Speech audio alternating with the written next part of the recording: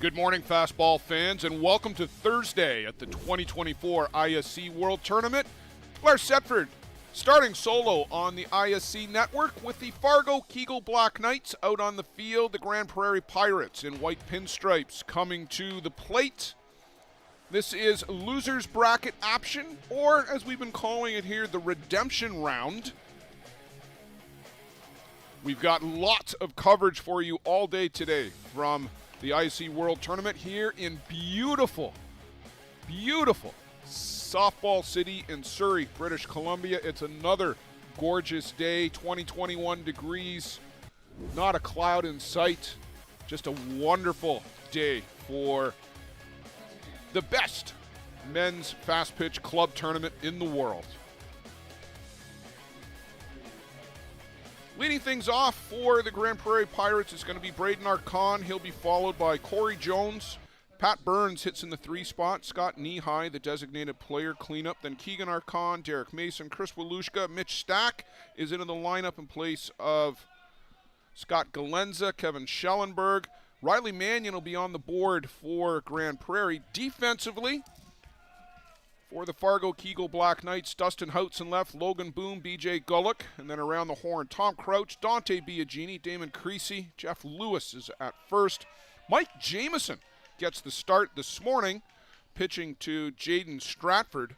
Josh Pettit has done the bulk of the work here. Robbie Schweier has been suffering from a tight back, and I talked to Robbie the other day. He said he's really been struggling to get loose. Wasn't sure when or if he would be able to go.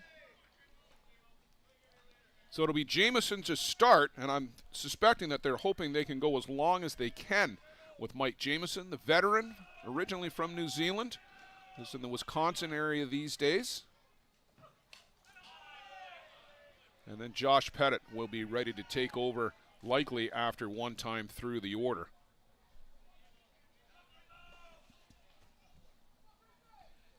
The Pirates come in with a 2-1 record.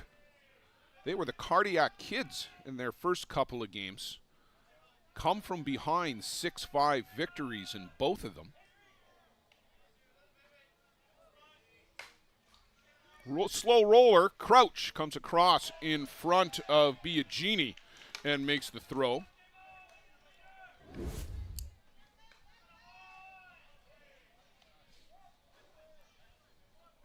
So one down, that'll bring up Team Canada member Corey Jones. Our umpires for this one, Eric Salgado from Florida is on the plate. Matthew Leclerc from Quebec over at first, and Mike Morrissey from Ontario is at third. That's a good blue crew in anybody's eyes.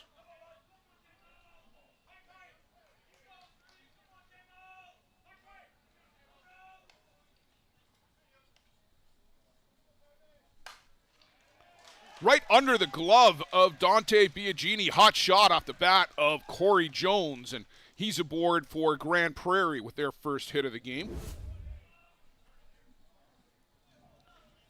Real hot shot. Biagini just couldn't get the glove down in time. So Pat Burns to the plate.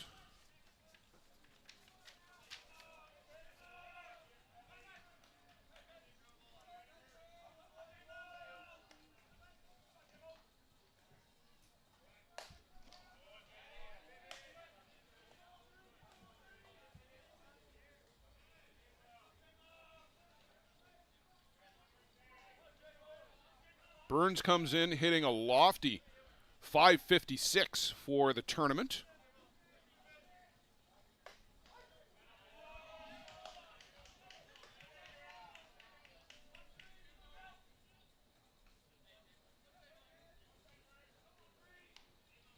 Three RBIs for Pat, who really seems to love hitting at this facility, at the Canadians that were held here last year, putting up slow pitch numbers for the tournament.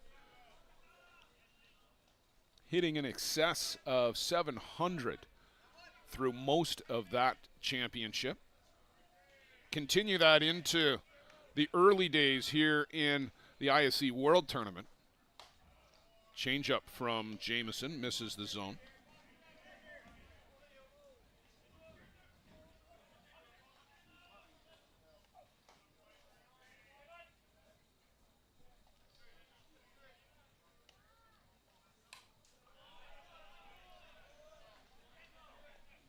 Fouled straight back to the screen.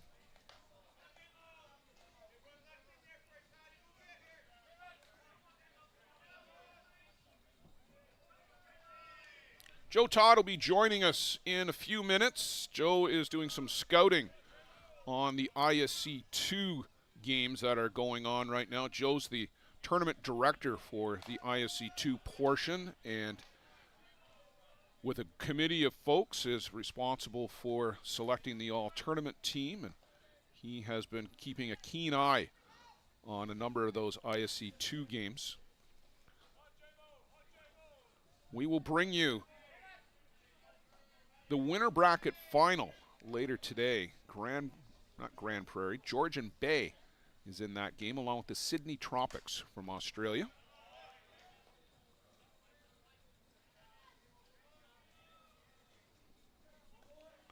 Burns staying alive at the plate, full count to the 3-batter for Grand Prairie.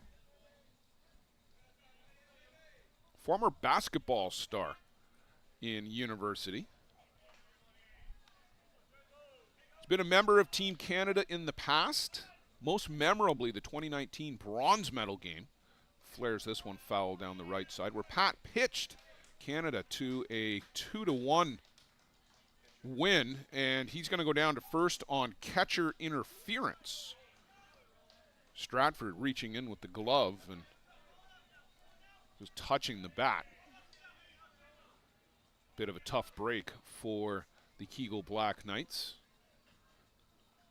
So we've got a quick defensive conference to talk about the signals. That's why the umpire has gone out. Eric Salgado has gone out to make sure that that is exactly what that conference is about. Runner at second base. Teams will want to change up the signals.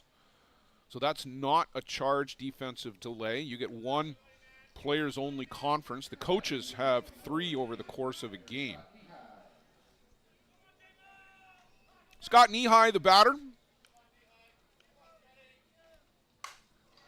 drills this one deep and gone. First pitch swinging and a 3-run home run for Scott Nehigh. Straightaway center field, a line shot hard into the bleachers. And the Grand Prairie Pirates, a 3-0 lead, jumping out here in the first inning.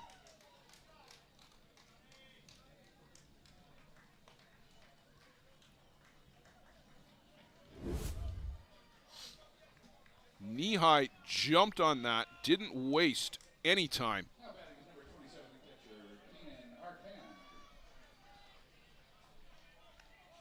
Keenan Arcan now at the plate, and he's got a couple of big home runs here for the Pirates.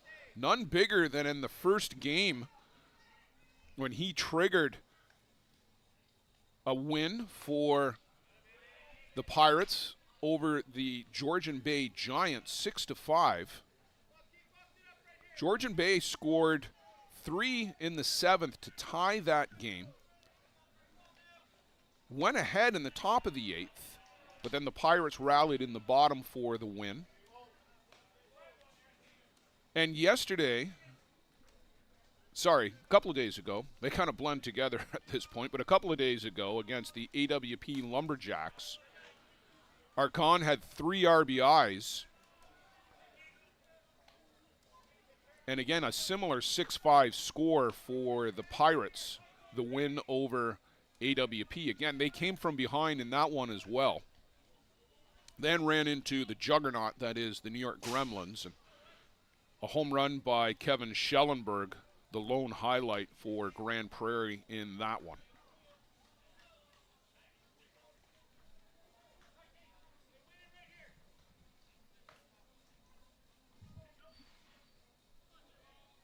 Just one down in the inning, 3 runs already in for the Pirates. If you're just getting in with us on the ISC network, welcome and good morning Pacific time. Now 2 down as Keegan Arcon down on strikes. Corey Jones singled. Pat Burns reached on catcher interference. And then Scott Nehigh, first pitch, jumped on it and smashed a line drive home run right into the bleachers in center field. Keegan Archon now down on strike. So that's the 3-0 lead for Grand Prairie. Derek Mason, the veteran, Derek Mason to the plate. Was going to retire. And then the ISC World Tournament awarded to Softball City. And Derek thought, I am sticking around to play in my backyard. Signed on with Grand Prairie for the event. Was involved in a very emotional tribute to our late ISC Commissioner Craig Donaldson, whose idea it was to bring the ISC World Tournament here to Softball City. Craig passed away before he could see this project come to completion. But Derek and Craig's daughter Kayla, very emotional speech on Sunday morning at what was a terrific Hall of Fame breakfast. Robbie Schweier, Brad Rona, Donnie Hale, Jeff Goolagong, the players being inducted into the Hall of Fame, and Craig Donaldson in the administrator category.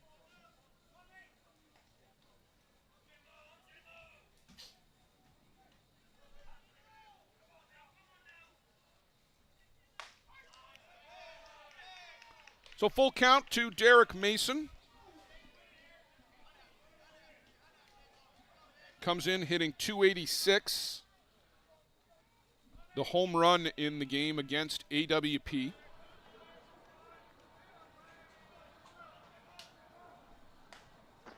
And that's ball 4 down low. So a 2-out walk to Mason will bring up Chris Walushka, the 7th batter of the inning for Grand Prairie.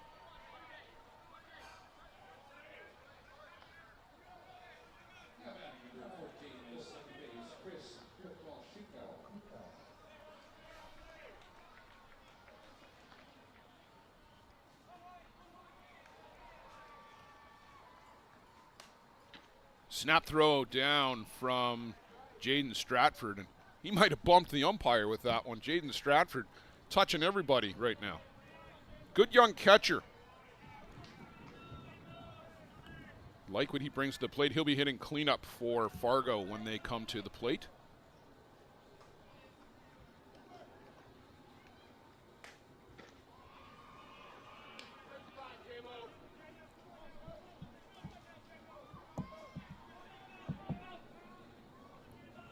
Walushka at second base today, moving in from left field.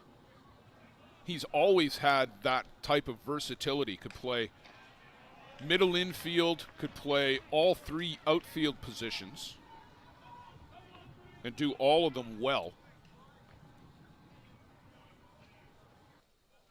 Longtime member of Team Canada. Has played up and down the West Coast for teams out of California, out of BC.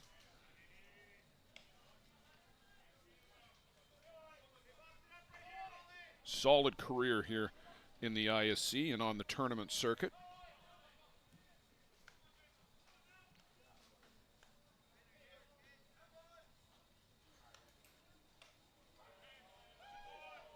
Late strike call on Walushka. Thought he had worked a walk.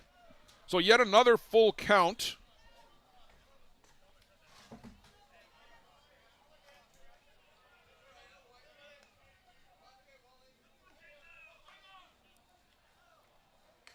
Jamison gets Walushka to chase an off-speed rise ball off the corner.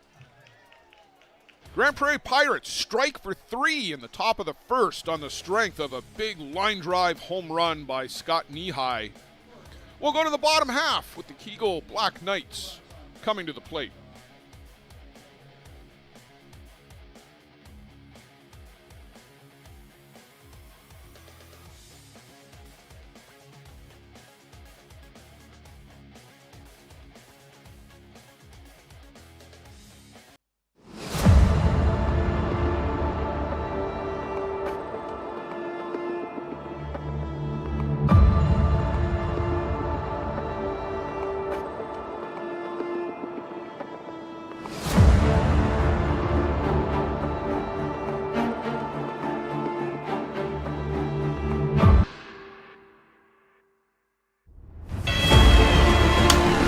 Well hit, deep right field, it's curving.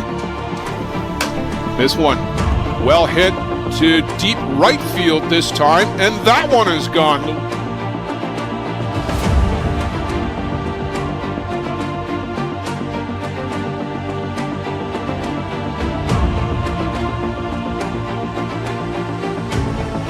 Trying to put it away is Jack Besgrove. The New York Gremlins are world champions. Congratulations, gentlemen. Start spreading the news, Joe Todd. It's New York, New York.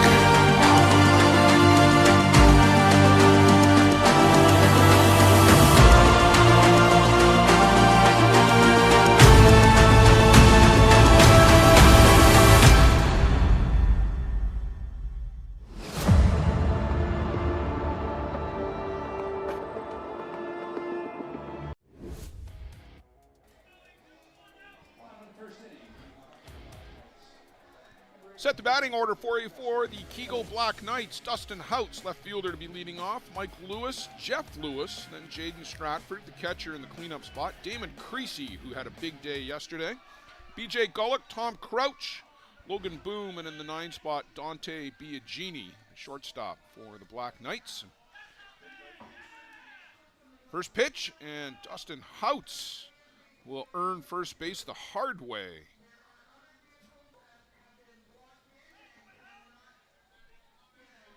Defensively for the Grand Prairie Pirates, Mitch Stack into the lineup in left field, Braden Archon, Pat Burns, and around the horn, Derek Mason, Kevin Schellenberg, Chris Walushka, Corey Jones at first. It's Riley Mannion pitching to Keegan Archon. Mannion, a late addition to the Pirates. Zach Pierce, injured.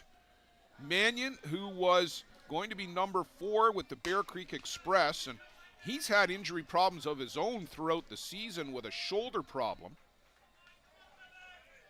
but recovered enough to come pitch for the Pirates and was released courtesy of Bear Creek Express to help fill a void for the Pirates, and has pitched very well for them. Started the game for Grand Prairie against Georgian Bay. Liam Potts would get the win in relief there. Called strike on Mike Lewis. Mannion got the win in relief of Potts, so turnabout is fair play in the AWP game.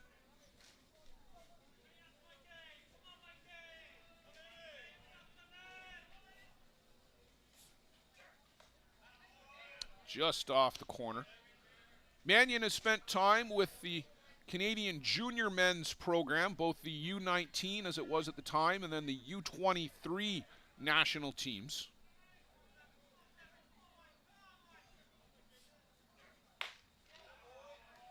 That one just misses upstairs. Plenty of potential with Mannion. He's a big, strapping young lad, about 6'2", 6'3". Long legs, long arms, got all the physical tools. Last year looked very impressive in his first season with Bear Creek. Throws hard, and I think he really enjoyed working with Ryan Boland, the Canadian national team catcher. Unfortunately, due to that shoulder problem, just really hasn't got the time on the board this year to further his development. It's good to see him pitching here in the World Tournament to get the reps, to get the innings, but I don't think he's at 100%. Ground ball, Schellenberg on his back, flips to second, just not in time as Dustin Houts, who runs well, slides in, and 2 runners aboard for the Kegel Black Knights as they are looking to answer back to those 3 runs that the Pirates scored in the top, with a couple of runners aboard here in the bottom.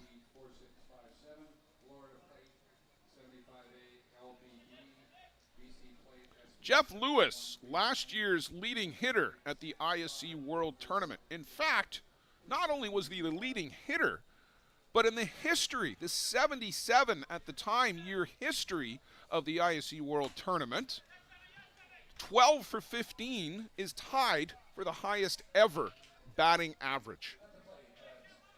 A phenomenal achievement by Jeff Lewis.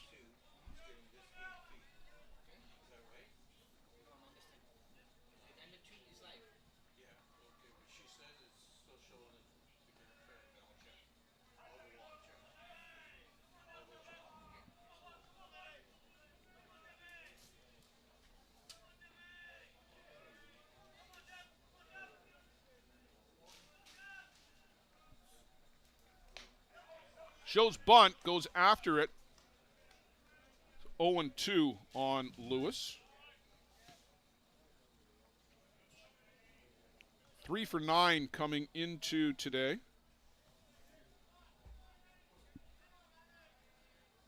Pair of singles and a triple. Couple of RBIs for Jeff.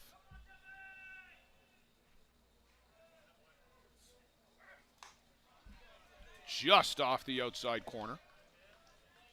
Some courage to take that pitch with 2 strikes.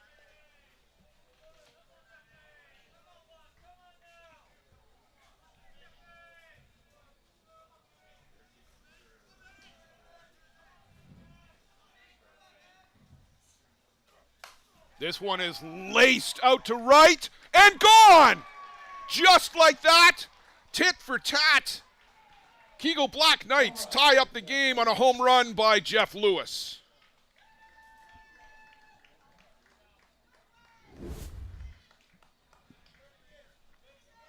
A 1-2 pitch gets too much of the plate, and Jeff Lewis on a line very similar to Scott Knee-High, and the Black Knights reply right back in the bottom of the first.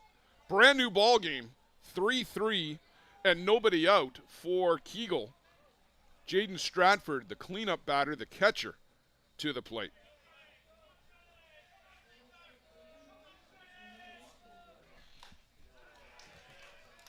Chases after the rise ball up and out of the zone.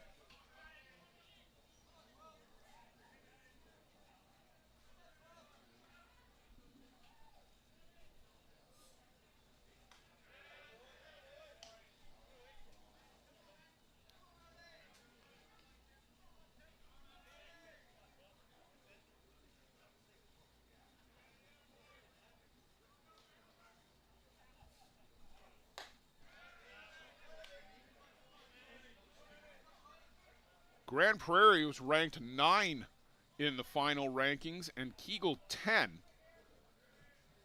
So clearly the rankings committee, at least, basically had these two teams on a par. It's always hard when you're on that rankings committee because you've got people in one section of the continent, don't see teams on the other. You're going strictly by roster, reputation. We still don't get tournament results from all of the tournament organizers. Most of them are on board and send in scores, and we can track a lot of it through Game Changer, which has been a great innovation here in the last few years for digital scoring.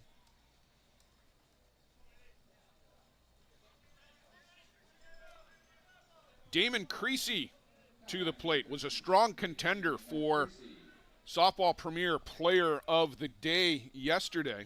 Was edged out by Jordan Solorio, but Creasy, 2 home runs, 5 RBIs, including a grand slam, as the Kegel Black Knights knocked off the Pueblo Bandits 6-1. That was in an elimination game yesterday morning.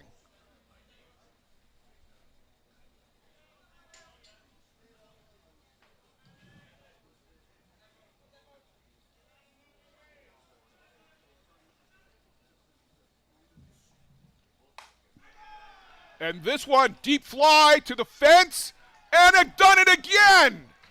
Damon Creasy, a 2-run home run, and from a 3-0 deficit coming into the home half of the first, suddenly it's 5-3 and counting. And still without an out.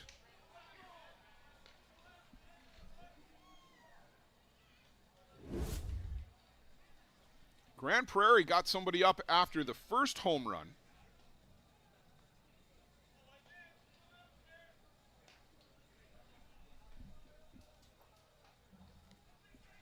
That's Liam Potts, the left-hander for the Pirates down in the bullpen. But boy, he's got to get warmed up in a hurry. Riley Mannion hasn't been able to get a ball past the Black Knights right now.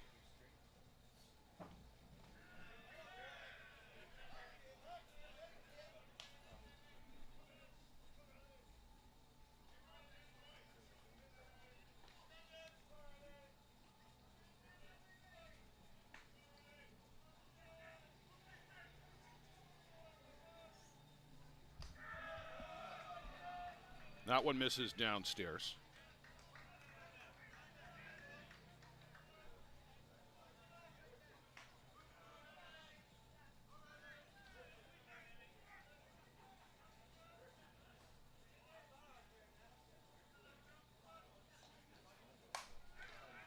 Off the glove of Mannion, becomes a slow roller out to Walushka.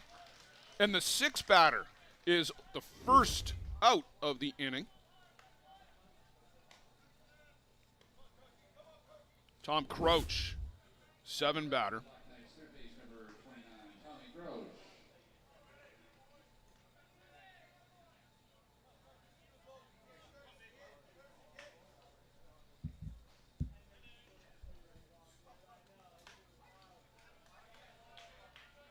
Called a strike on Crouch.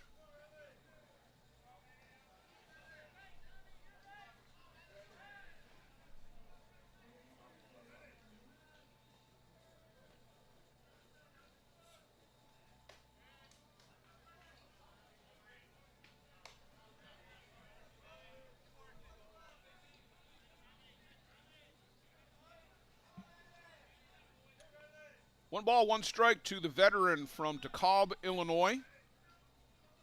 Longtime ISC career going back to the early 2010s.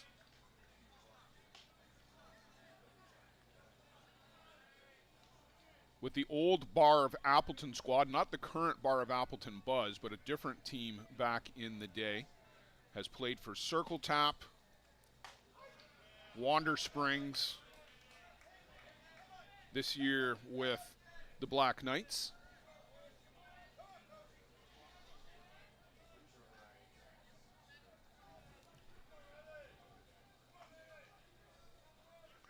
Two and two to Tom Crouch. And this one into the screen.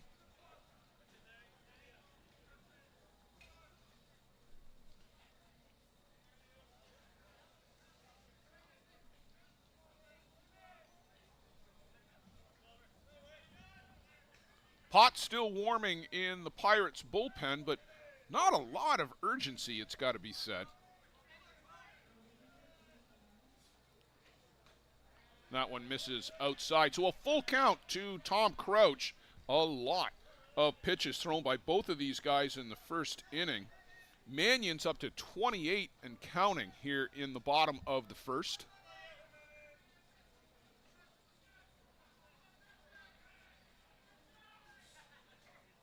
Swing and a miss, gets Crouch for the second out. And Kegel will send at least 8 guys to the plate here in the first. Logan Boom, second generation player. Dad Chad, longtime player in the Minneapolis area. Star for Team USA in the 90s and 2000s. In for a strike. And another second generation player on deck, Dante Biagini. His dad played in the Legends division for a number of years when that was first inaugurated here in the ISC in 2010.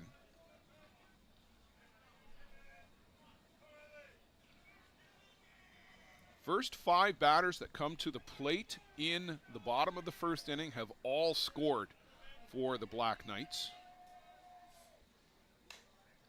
That's chop foul at the plate. If you're just getting in with us here on ISC Network, thanks for joining us.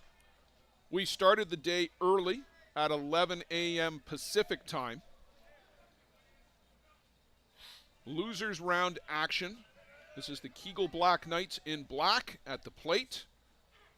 Grand Prairie Pirates in the white pinstripes are out in the field. In the top of the first inning, Scott Nehigh, the cleanup batter for Grand Prairie, hit a 3-run home run to put the Pirates out in front, but the Knights have roared right back here in the bottom of the first with 5 of their own. Swing and a miss by Logan Boom. 8 batters to the plate in the bottom of the first inning. It took 29 minutes to complete. 5-3 for the Knights. Let's take a breath and take a break before we come back for the second.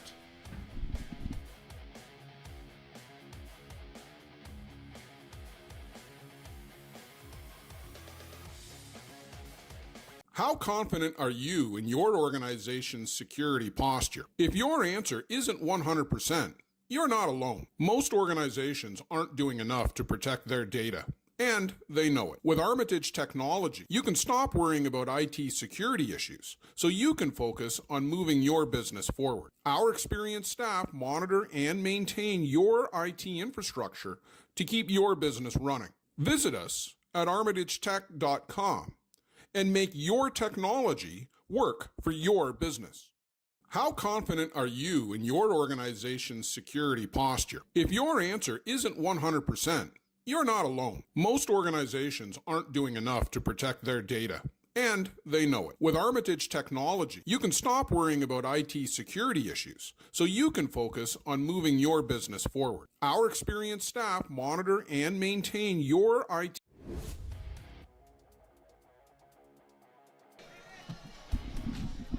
So Mitch Stack, the 8 batter for the Pirates, and both of these teams already are deep into their batting orders through the first inning.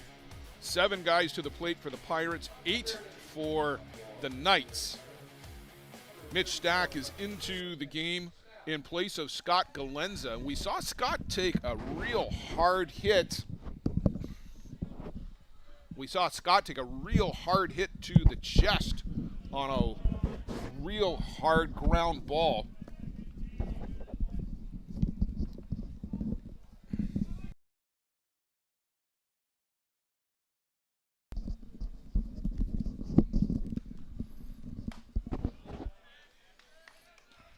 Welcome in Joe Todd. That's all the rustling you hear as we get Joe set up.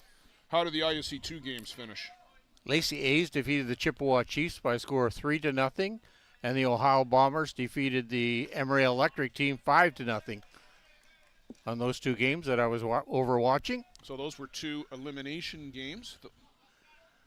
Ohio and Lacey A's. Lacey A's will move on in the bracket.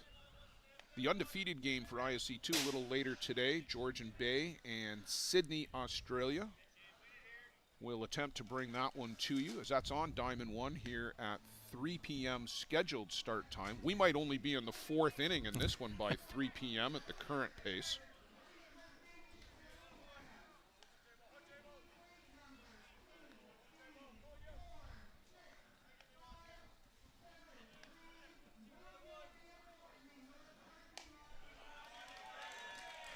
So Mitch Stack works a walk from Michael Jameson. Wow, Blair, 8 runs in the first inning. Pretty explosive first inning. It absolutely was an explosive first inning. A couple of laser beam home runs. Kevin Schellenberg, who had a big fly of his own. That was the only highlight for Grand Prairie in that 13-1 loss to the New York Gremlins. Otherwise, that was a game to forget for the Pirates. Schellenberg turns, squares, drops down a beauty. A great sack bunt, Joe. I know you're a particular fan of the sack bunts, but that one hugged the line and forced Tom Crouch to make a good play and an off-balance throw to get the still speedy Kevin Schellenberg. Well executed. Laid down that bunt. He turned and pivoted on his back foot and kept the bat level. The whole thing on that bunting situation, keep your bat level. So back to the top of the shop, Braden Archon with now a runner in scoring position. I think both teams, Joe, are figuring that runs are going to be aplenty in this one. They're often at a premium, maybe not in this one. Hard hit ground ball. Biagini at short snaps the throw over and retires Braden Archon. Biagini gave a quick look over the runner at second base before he made that toss. Make sure he wasn't advancing. Corey Jones, hard hit single in the first, came around to score on the home run by Knee-High.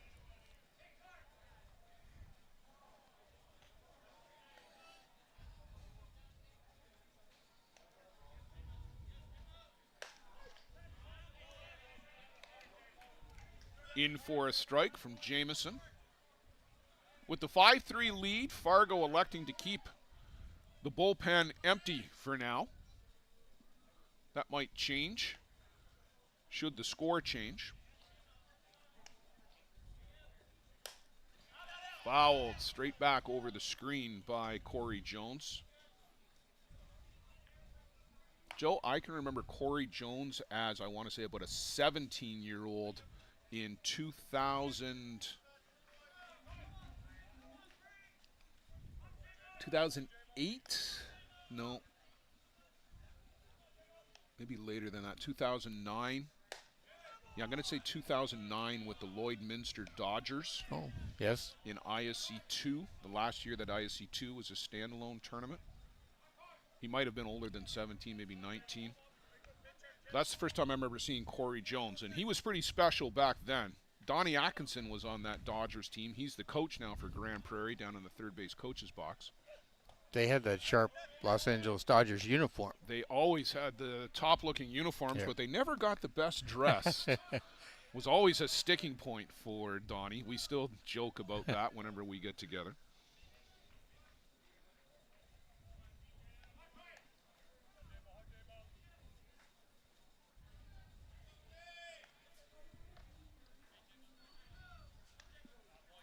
I think of all the years I've done the World Tournament, you know, I don't think I've done a Michael Jamison game. Well, he spent a long time with the bar of Appleton Buzz. Moved over to Kegel this year as the Buzz unable to make this trip out. And Corey Jones is 2 for 2 and coming around and scoring without a throw.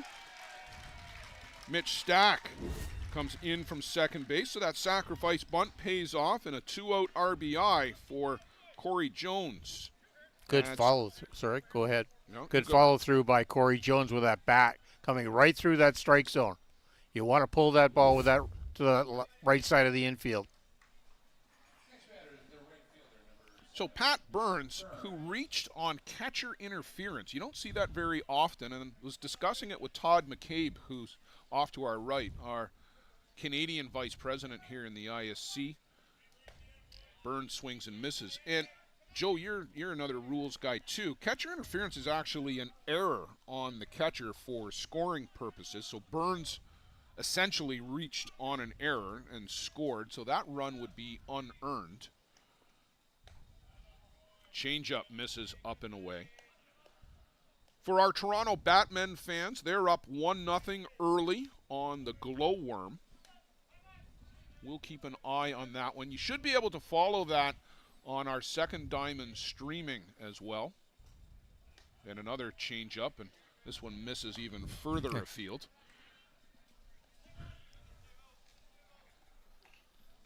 5-4 our score here now.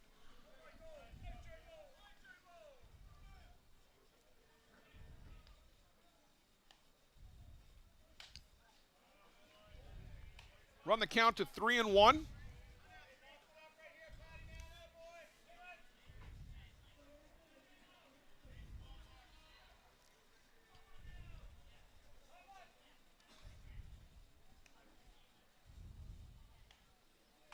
And ball 4. Corey Jones down to second base on the walk to Burns. That brings to the plate the designated player, number 24, Scott Knee-High. Third walk of the game for Michael Jamison. And Knee-High, if this situation looks familiar to you, it's exactly the situation when he came up an inning ago. And that ball ended up about where that family is seated in the center field bleachers. Were they there before? They were not there before. They may get scattered if he does the same thing.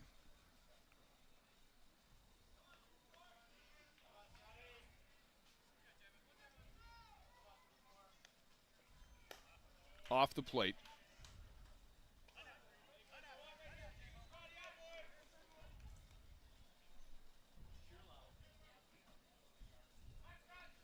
Black Knights infield encouraging Jameson.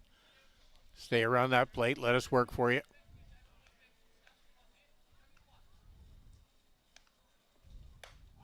In for a strike on the outside corner. That is a good spot for Michael Jameson to keep the ball.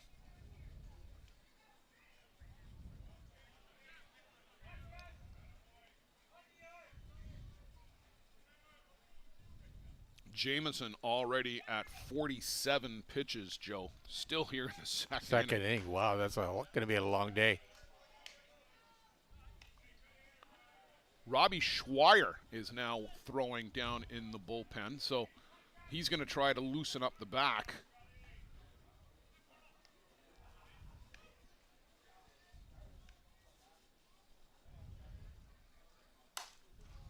Flared out to left field. That's going to be a long run for Houts. He dives. It's a fair ball in and out of the glove.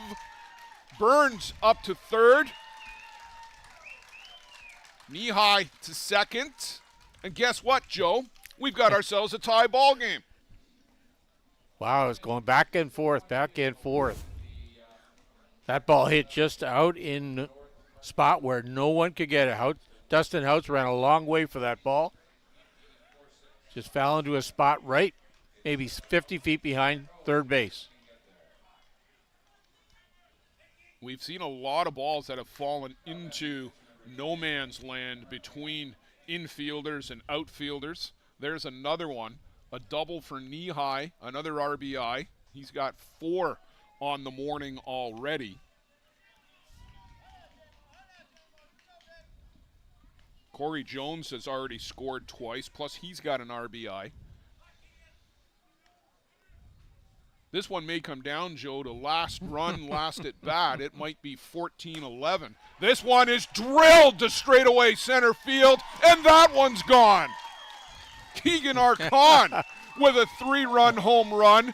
Back and forth we go.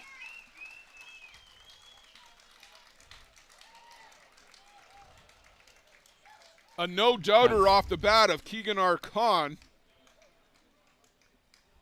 And I got to think that's going to be it for Michael Jameson. Robbie Schweier is looking to be heading into the game. He is coming down towards the infield. Jameson goes an inning and 2/3. 8 runs.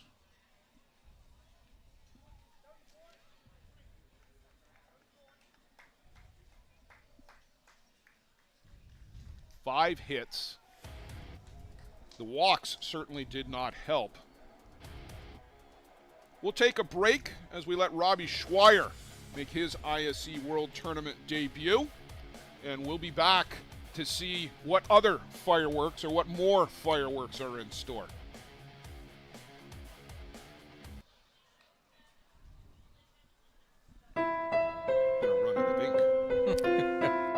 Sometimes people worry about asking for help because there can be a stigma around mental health problems. Trust your teammates. Trust your teammates.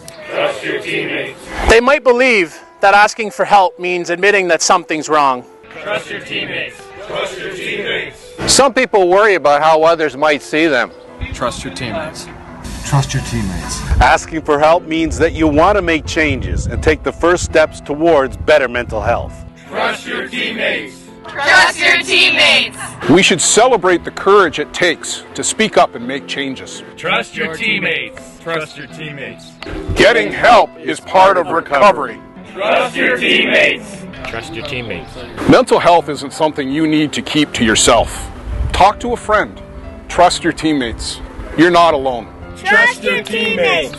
Trust your teammates. The first steps may be the toughest, but knowing where to look for help is a good start.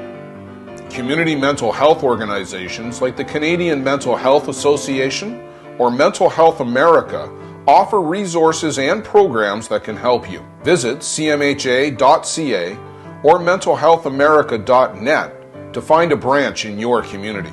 And remember, Trust your teammates. Trust your teammates.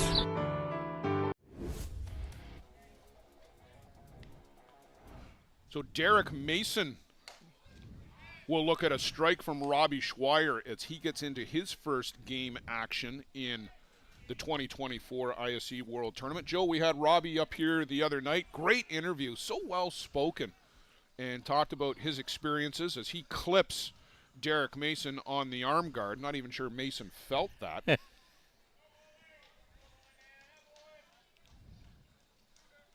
But he talked about how emotional he felt with the ISC Hall of Fame induction. And as we hear from just about all of the inductees, Joe, it's all about the friendships that you make and the people in the game. You remember some of the scores and, of course, the championships that you're involved in as this one is lifted way up in the infield. Biagini will settle under it, and Robbie Schweier will get the last out of the inning from the bat of Chris Walushka. The Pirates send 9 to the plate in the second. They score 5, and they lead 8-5. But this second inning isn't done yet. We've still got a Black Knight team coming to the plate in the bottom half. Stay tuned. There could be more. I'm sure there will be.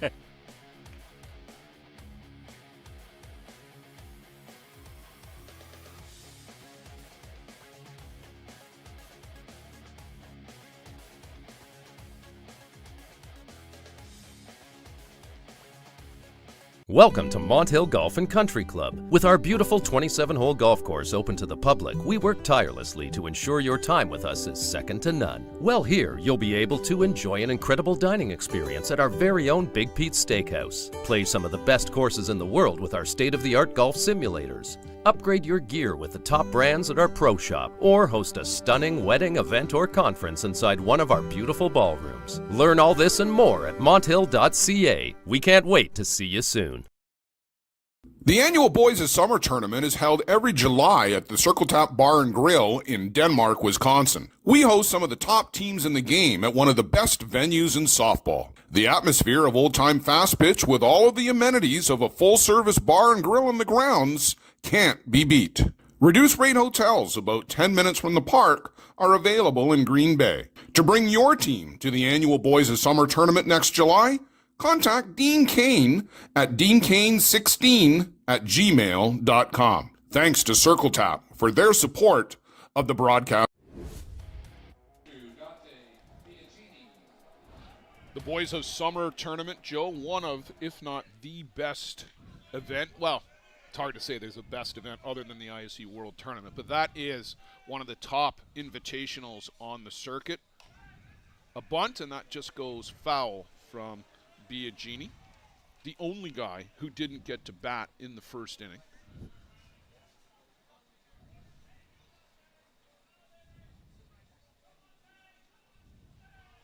We've been to Circle Tap twice now and enjoyed ourselves immensely both times. Great time.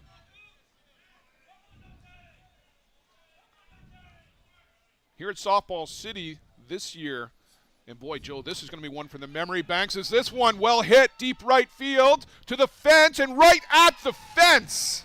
Making the catch is Pat Burns. Takes away a potential home run off the bat of Dante Biagini. Boy, the balls are flying here today.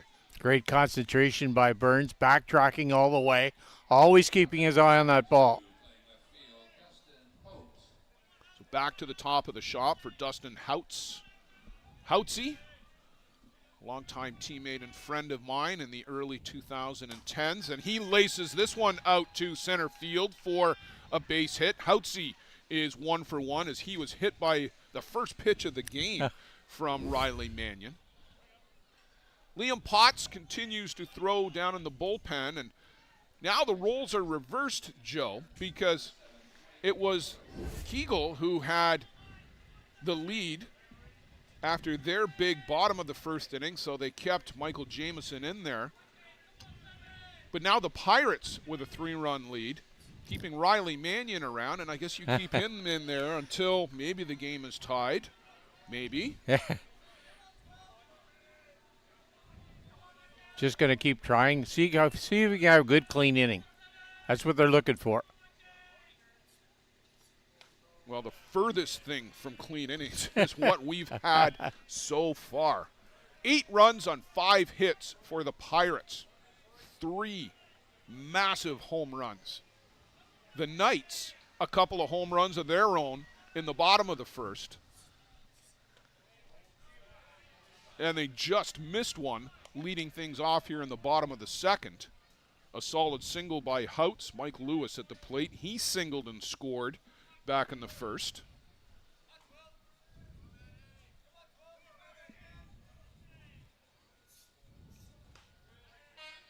Just off the outside corner.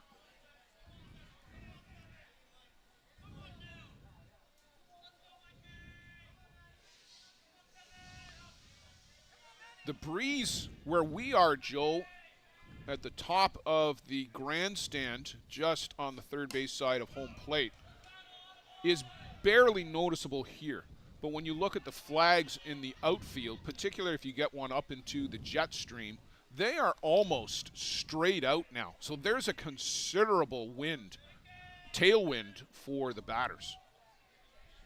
Not that any of these home runs needed any wind assistance. Chopper on the ground. Taylor made for one. Back to first and in and out of the glove of Corey Jones. I don't think they were going to get Mike Lewis. Houts erased 6-4. And the fielder's choice for Mike Lewis.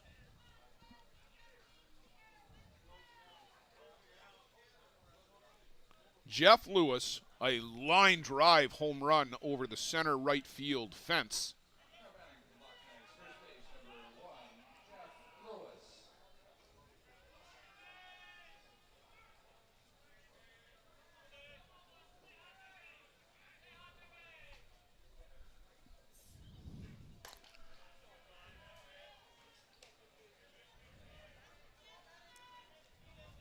A lot of pitches from Riley Mannion. 44. And counting. And again, just in the second inning, the bottom of the second inning, 44 pitches. Jamison was up close to 60 before he got the hook after an inning and 2/3.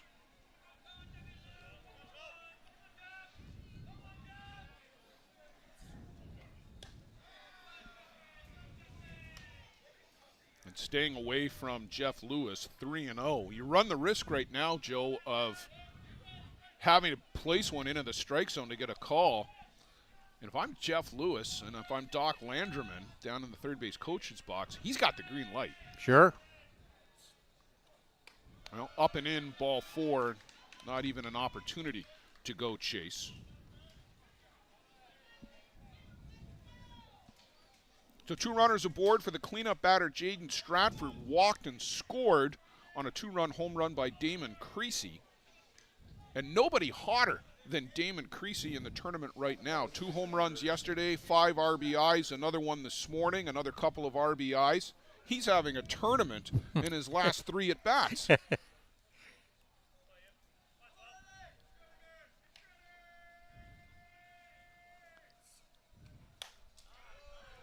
Straight back to the screen.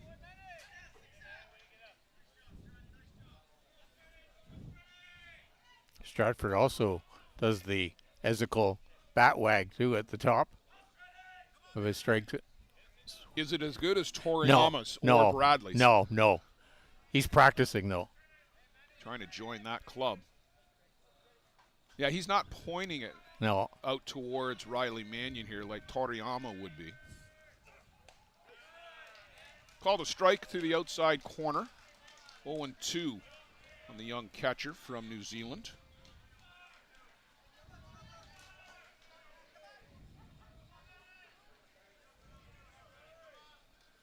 Potts has thrown a game and a half in the bullpen already, Joe. Continues to warm down there.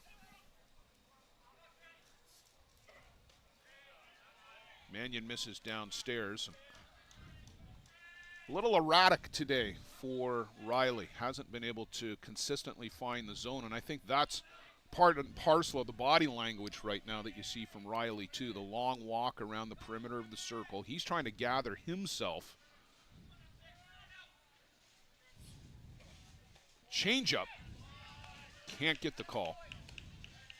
Just been a real tough year for Riley Mannion, suffering that injury earlier and not being able to really rehabilitate that injury, and now getting to the point where you're at the World Tournament and you just haven't built up the endurance to last at this peak.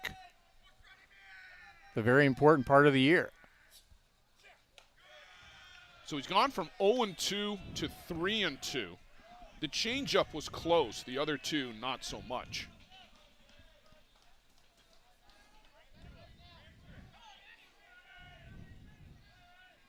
And that endurance factor, Joe, is a real key point. It's a great point that you make. Because if you're laboring out there physically, it's hard to throw strikes. Yeah, you just don't have that strength in your legs. He zips this one in and gets Stratford to swing through it. Hardly a clean inning, but it is a shutdown inning in the sense that the Knights don't add to their total.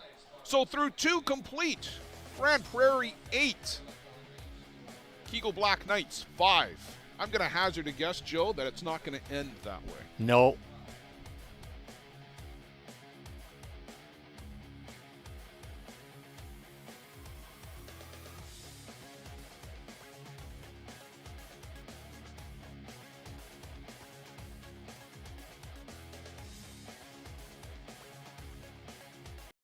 Does your game need work? Want to get better every game? Every at-bat?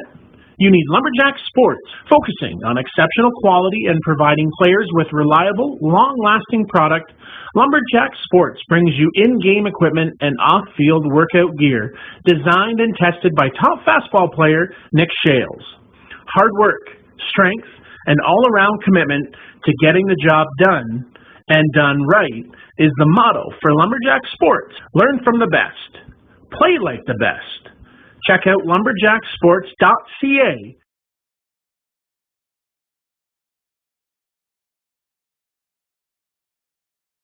The annual Boys of Summer Tournament is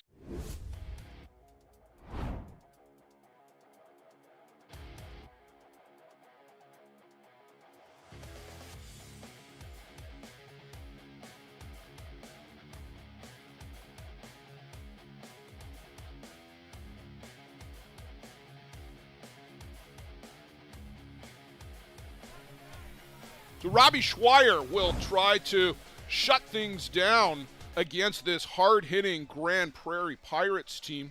Joe catching up with Kevin Kamueller in between innings. Always great to see the big man from Minnesota. He's got friends on this Black Knights squad and wanted to just check in and was astounded by the line score, the box score that's up there right now. Kevin has friends everywhere. He absolutely does. And we always say this, in a game full of great guys, Kevin is one of them.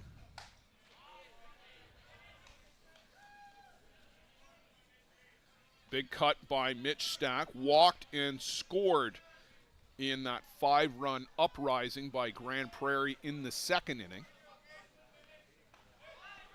Changeup from Robbie Schweier, a good one.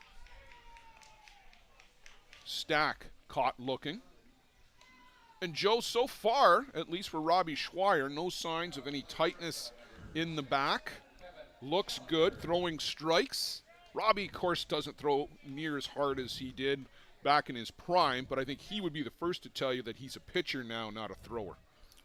And Robbie, also a fitness nut, too, so I'm sure he did a lot of stretching and exercising this morning to make sure that back was good and prepared for this game.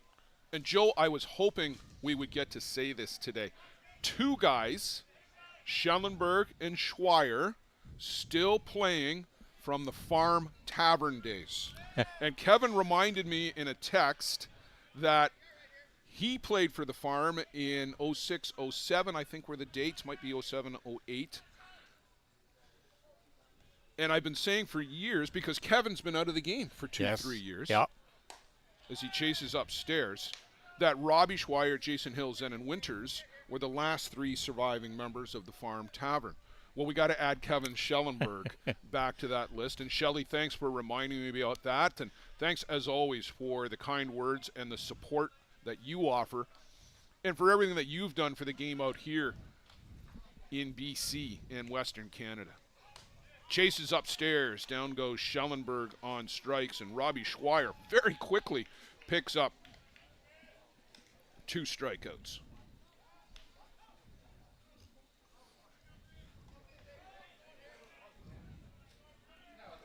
So top of the shop, Braden Archon, his 3rd at bat in 3 innings.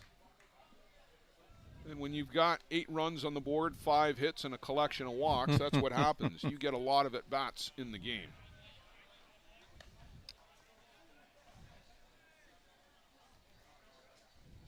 Robbie Schweier just has to be around the plate, throw some strikes.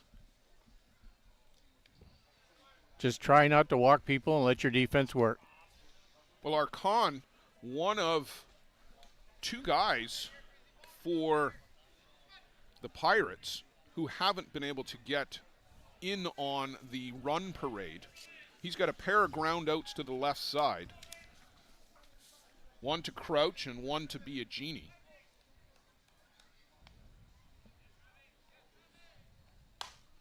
And that is a fair ball over the bag, all the way out to left field. Hout slides across the line to corral it from going to the fence. Boy, you couldn't have walked out there, Joe, and bowled it down the line any better. That was a hugger all the way. Good quick hands there. Just put contact on that with the barrel of the bat.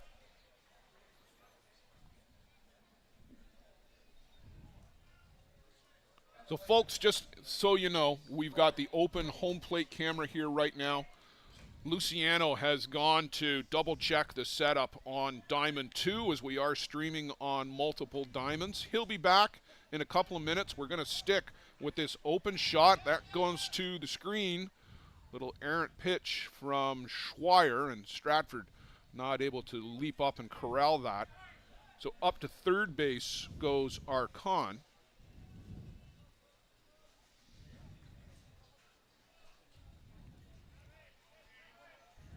The wind picks up again. The flags straight at attention, but left to right, blowing out to center right field.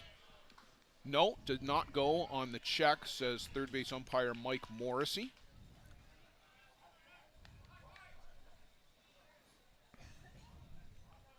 Jones is 2 for 2.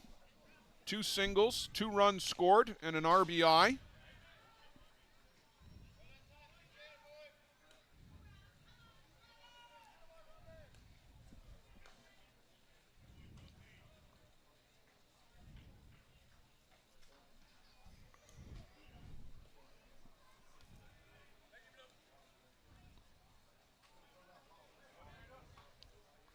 Not sure what the delay was. Well, I think the catcher caught a foul ball when it came off the bat. He got it off the hand? Okay. Yeah. Umpire just giving him some time. Sorry, I missed that, so thank you. 1 ball, 2 strikes. Sorry, 2 and 1. Reverse that. Lifted way up in the air and behind the bag. Creasy calling for it and pulls that down. So the double and up to third on the wild pitch is stranded. Rob Schweier does the job and shuts down the Pirates here in the 3rd inning. And maybe, Joe, this one is going to settle down into a bit of a rhythm. We hope so. We'll be back in a few moments.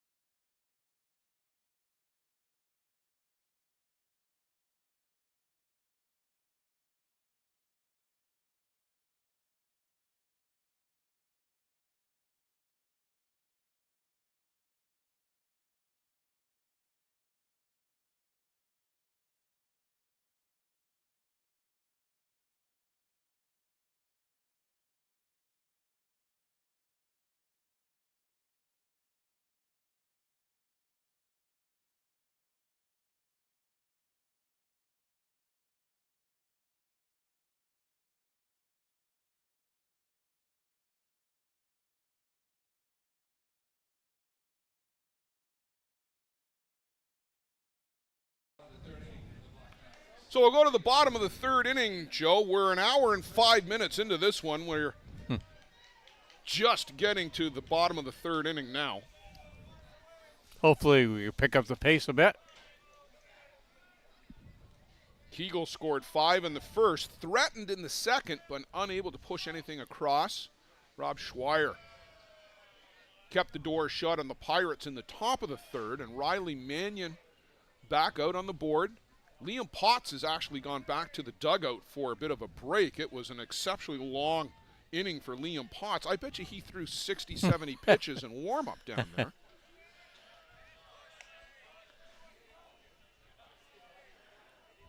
B.J. Gullick, a ground out in the first.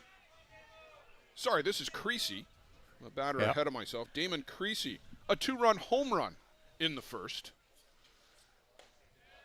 This one's downstairs. And like I said, he might be the hottest guy in the tournament right now. 2 home runs yesterday. One of them was a grand slam. 5 RBIs. Accounted for 5 of the 6 runs in the Knights' 6-1 win over Pueblo.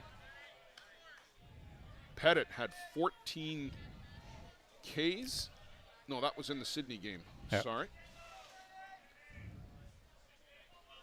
Josh Pettit has done virtually all of the pitching for the Knights.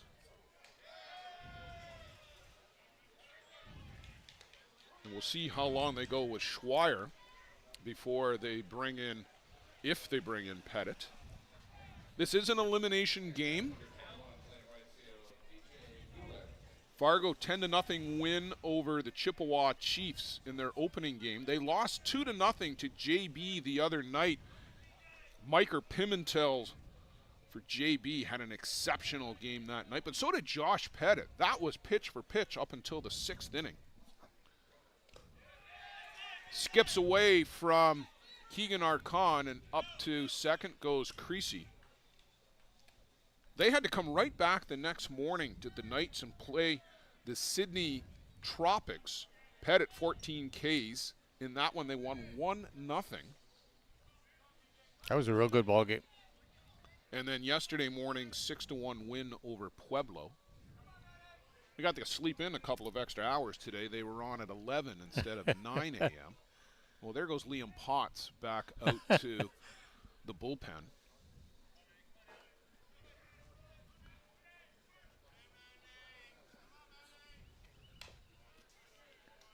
Fouled straight back to the screen by Gullick. Stepped into the bucket, I think is the old expression, Joe, on that swing. He was ahead of it. Got to be patient, lay back, follow your hands through.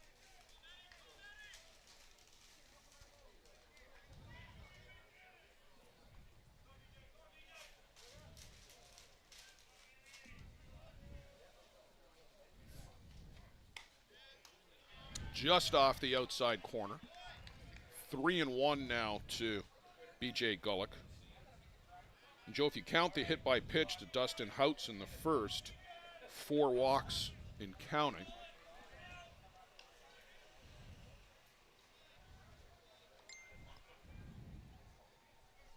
Must have told Riley Mannion that he's getting the ball this morning and you're going to go as long as we can.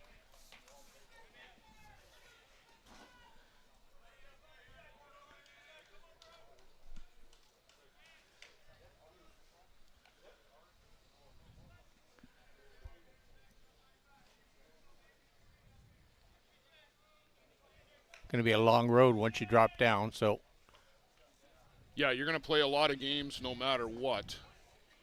Kegel comes in with a 3-1 record. The Pirates were 2-1 because they won their first 2. Kegel having to play the extra game because they dropped their second one.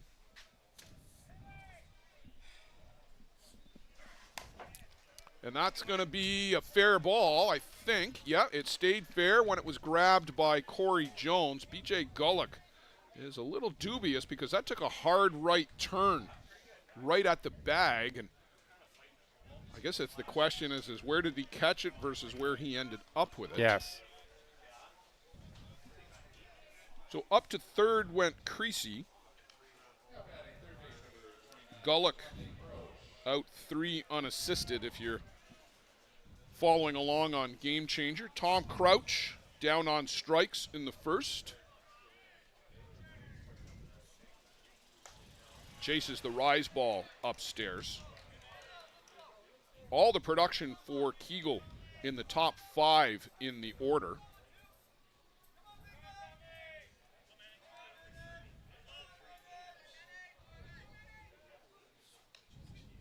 And this is a little flare going back right in behind the bag. It'll be Chris Walushka will call for that in behind the bag. Either he or Schellenberg. Both of them are from British Columbia here. Either of them could have made that play. Logan Boom, the center fielder for the Black Knights. Struck out swinging to end the first.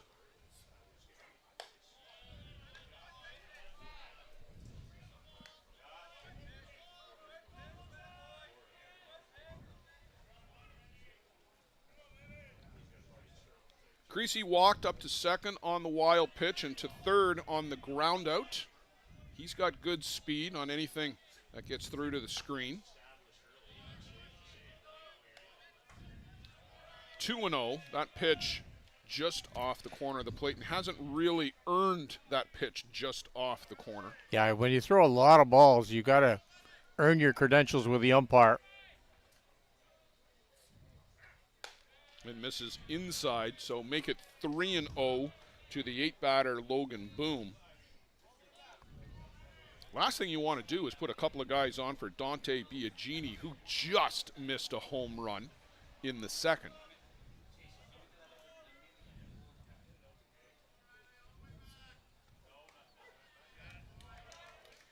Called a strike, bottom of the zone on the outside corner. 3-1 to Logan Boom.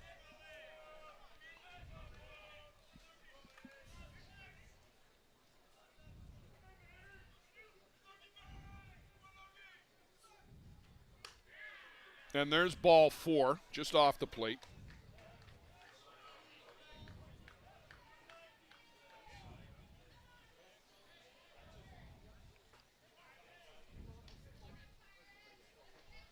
Fourth walk, 5 if you count the hit by pitch.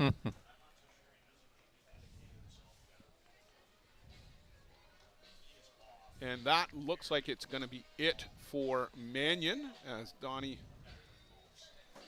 Sorry, it's not Donnie who came out.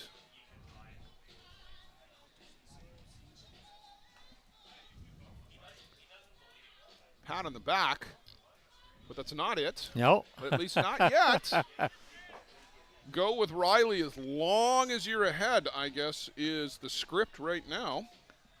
Riley Mannion with 70 pitches so far in the game. So Dante Biagini.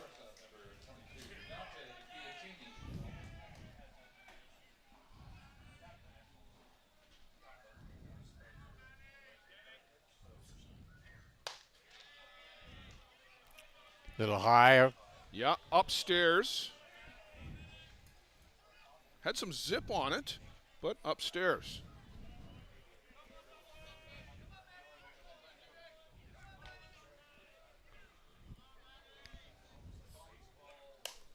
Lifted up in the infield again. Walushka shading his eyes from the sun. Pulls that down at the edge of the grass. The Knights strand another 2. That 8-5 lead intact through 3 complete. 1 hour and 14 minutes for 3 innings, Joe.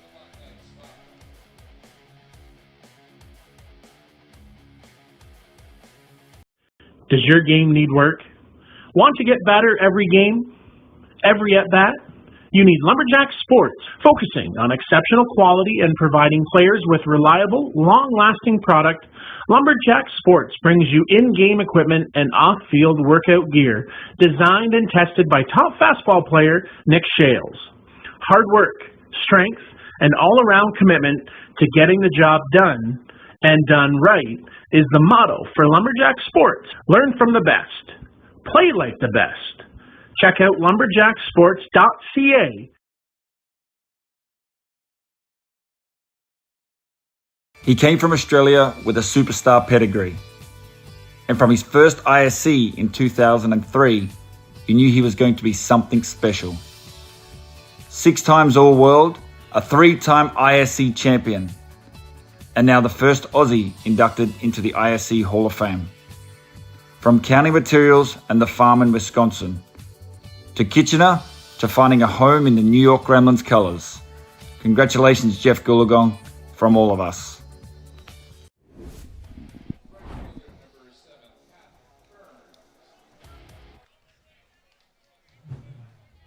Pat Burns will get his third plate appearance here in the top of the 4th inning. Reached on catcher interference, which effectively is an error on the catcher, and then walked in the 2nd inning, but he scored both times. So getting on base and doing the job. To the screen from Robbie Schweier, just missed the mascot.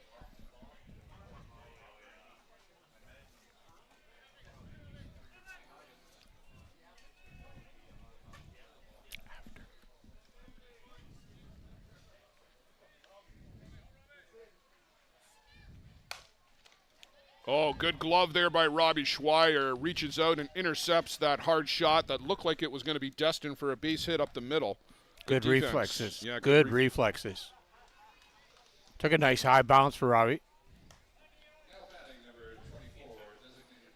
Helps to be 6'2" in that circumstance, too.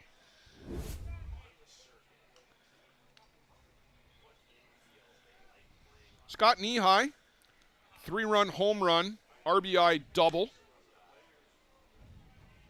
If this game goes long enough, Joe, if he gets a single, we'll see if Scott can leg one out for the triple or a cycle. Or he might do that this at bat. You never know. Line shot, but right at Jeff Lewis. Robbie Schweier getting some breaks this inning. Throwing a very economical quantity of pitches. Well, and changing speeds, too. I mean, that was a line drive, but he changed the speed on it, and Scott Knee-High was out in front. He did hit that off the end of the bat. Certainly wasn't the laser beam that he hit for the home run. Off speed to Keegan Archon. He's got a home run of his own today.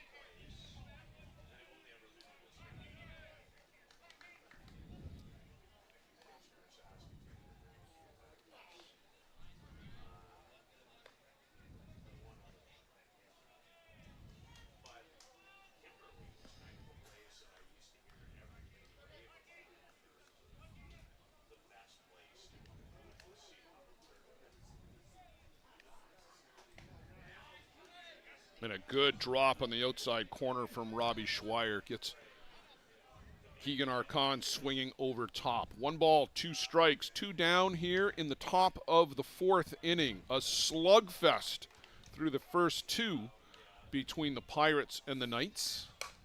Hard hit, 1 hopper out to the second baseman, Damon Creasy. The underhand flip. And Joe, believe it or not, in the top of the 4th, a 3-up, 3-down inning. Holy. Believe it or not. Yes. Good job by Robbie Schweier.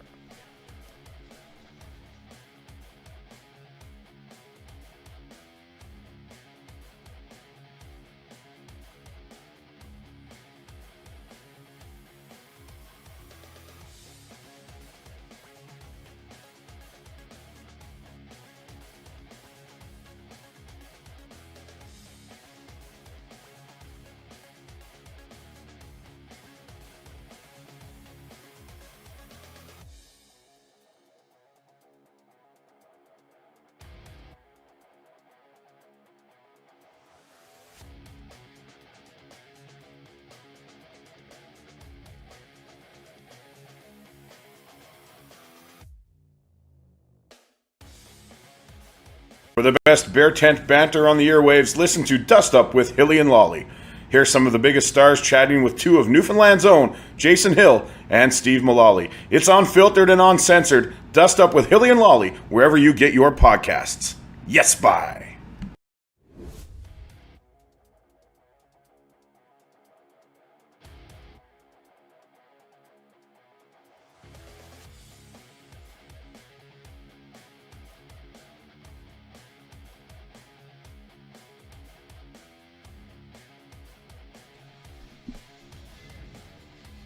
Liam Potts is on the board for the Grand Prairie Pirates.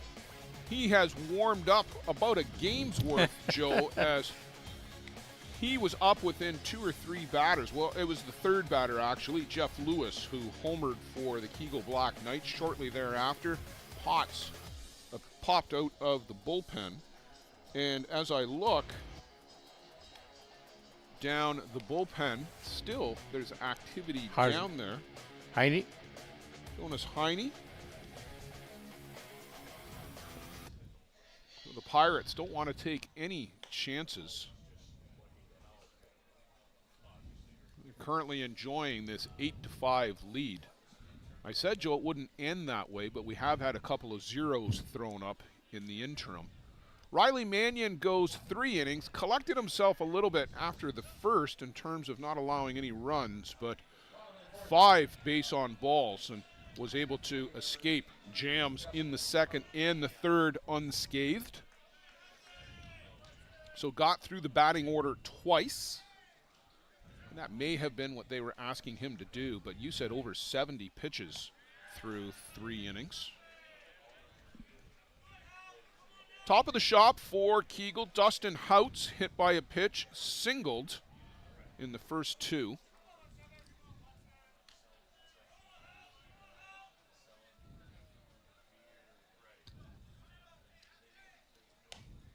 Straight back to the screen.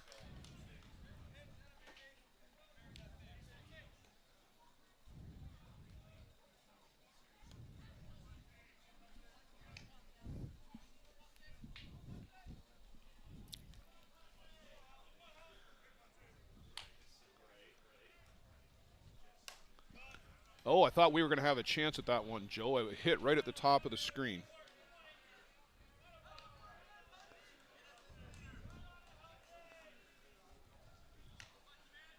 (2-2) Toronto Batman and Glowworm.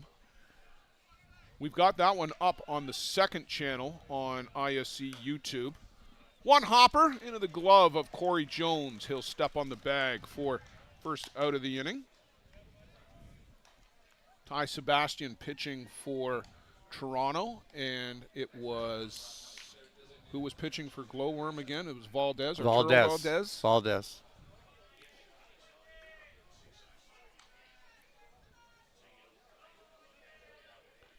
Mike Lewis now at the plate, singled, scored, reached on a fielder's choice in the second, chases after the rise ball here for strike 1.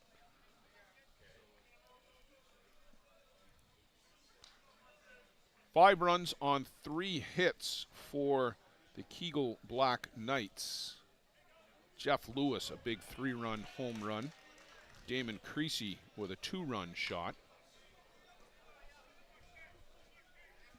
And we want to thank Jerry Betts for the lineups for the next one. I can just about guarantee you, Joe, that that one's not going to start at 1 o'clock. No. Hope for 2. For the AWP Lumberjacks, it'll be Brad Kilpatrick. Luis Colombo, surprise starter for JB. We'll get you to pass that over to Luciano. We'll give one of these to our good friend Peter Labardius.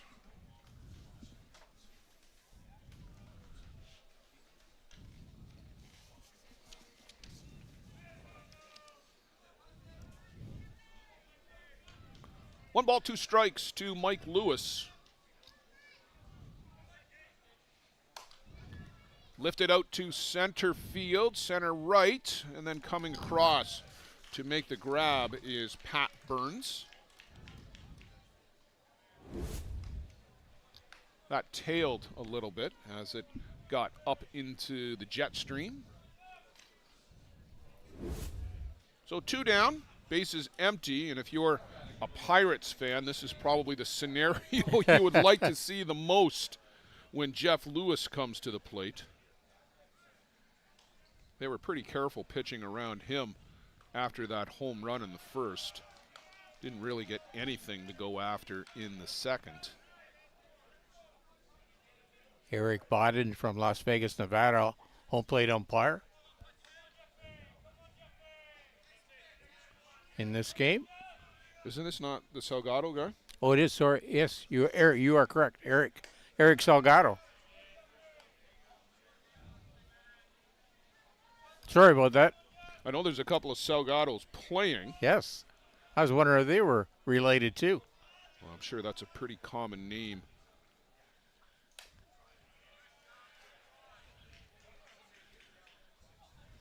But I'm sure all the Smiths are somewhat related somewhere. You go back far enough.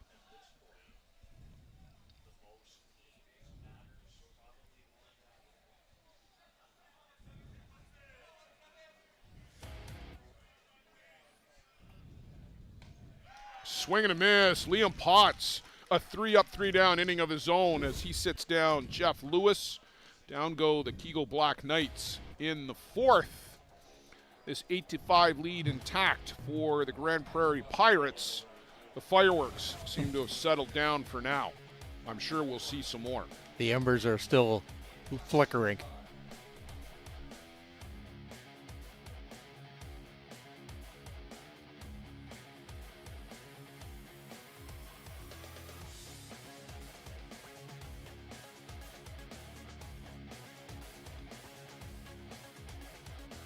The annual Boys of Summer tournament is held every July at the Circle Tap Bar and Grill in Denmark, Wisconsin. We host some of the top teams in the game at one of the best venues in softball. The atmosphere of old-time fast pitch with all of the amenities of a full-service bar and grill in the grounds can't be beat. Reduced-rate hotels about 10 minutes from the park are available in Green Bay. To bring your team to the annual Boys of Summer tournament next July, contact Dean Kane at deankane16@gmail.com. Thanks to Circle Tap for their support of the broadcast program. This business was opened in 1965 by my father, Ned Matiosi. Could have walked in here 25, 30 years ago and seen just about the same thing. The process of making a suit takes about 6 weeks. It goes through about 12 or 13 hands as it's moved. Well, we'll come back and visit Mr. Ned's a little bit later, but of always, we want to thank Var Matiosian and his sponsorship, a longtime sponsor here on the ISC network, longtime supporter what we do, longtime sponsor of the New York Gremlins, going all the way back to their New York Knights days, 2008 ISC 2. And Varm was a sponsor of Globe Fastball, or modified fastball. And Greg Leather was with, I guess it was the Gremlins, they recall, as Bruce Tansky was sponsoring back then. And they were competing head-to-head, and as the modified game slowly died off, they came over to fast pitch with some of their modified guys. They added some others, Billy Hillhouse, and formed the New York Knights. Played in that played in that ISC 2 tournament in 2008 in Appleton, Wisconsin. Finished third with Brian. They added Brian Newton, picked up, I think, Jeremy Tracy from the TNT team, and moved up to ISC. And the team evolved from there. They were Chicago, New York for a couple of seasons. Fully formed as the Gremlins by 2013, I believe. But 2012, I think, was still Chicago, New York. Mm-hmm. Derek Mason, ball 4 from Rob Schweier. So it won't be a clean inning here. Although a double play is never out of the question with the good middle infield defense that the Knights possess. Chris Walushka struck out swinging and popped out to the shortstop.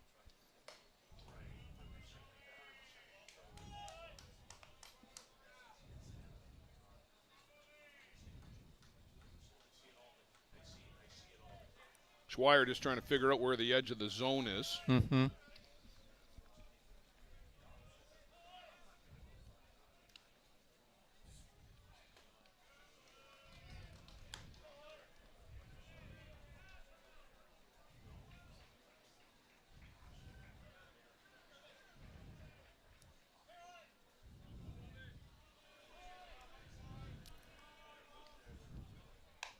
Little bleeder on the ground. Turns, throws to second for one. Back to first, not in time.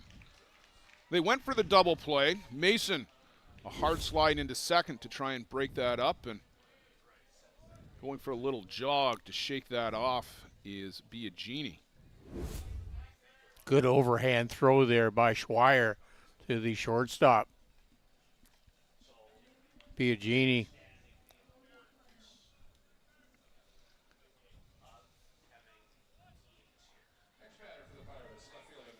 So Mitch Stack walked, scored, and then down on strikes, leading things off in the third against Robbie Schweier.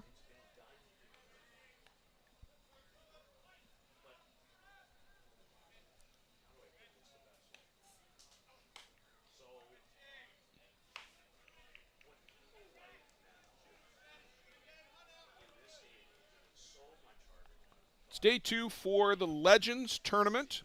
They've got a full slate of games today. ISC 2 tournament is getting down to the sharp end. We just had a couple of teams move on and a couple of teams eliminated. Championship for ISC 2, Joe, goes tomorrow at 3 or 4? 3 o'clock here on the main diamond. As always, we'll have that one for you here on the ISC network, to be followed by the quick award ceremony. Joe, I see the JB team coming in. Looks like they might be they are the home team down on the third base side. They're out in behind that left field scoreboard as a group. Ismael Pena, if you were with us last night, you saw that scary collision taken off the field by ambulance to the local hospital. There were no head, neck, or spinal concerns. Want to lay that to rest. As a bunt attempt here by Stack. It was precautionary in measure. He was going to be examined at last check that we heard last evening. We have not received any updates.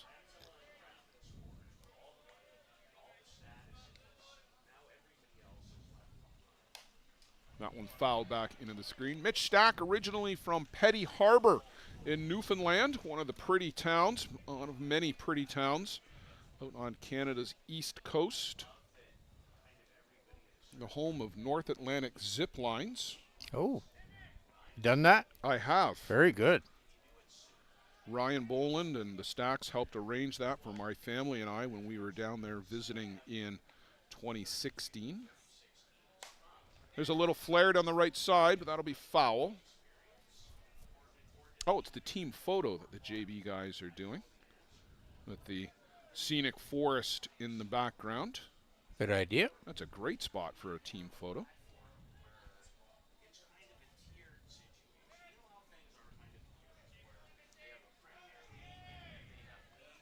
Three and two on Stack.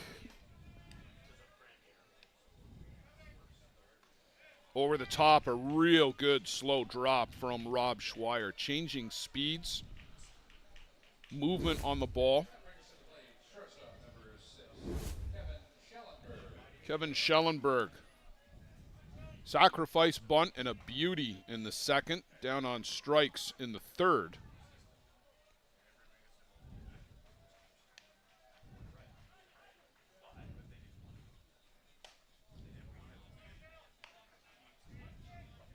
Skates, as he's known. Yes.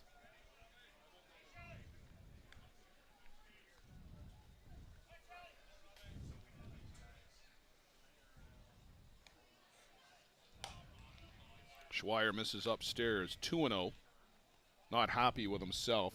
Sure, you can just hear that with the boom mic that Luciano's got installed for us.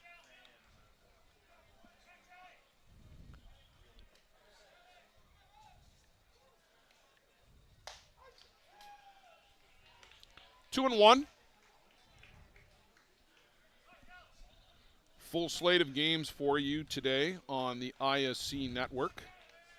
This is the first of 5, ultimately, that we're going to bring you. Snap throw down, easily back in time as Chris Walushka. You're not going to get a veteran like Chris Walushka on that. No. Not his first rodeo.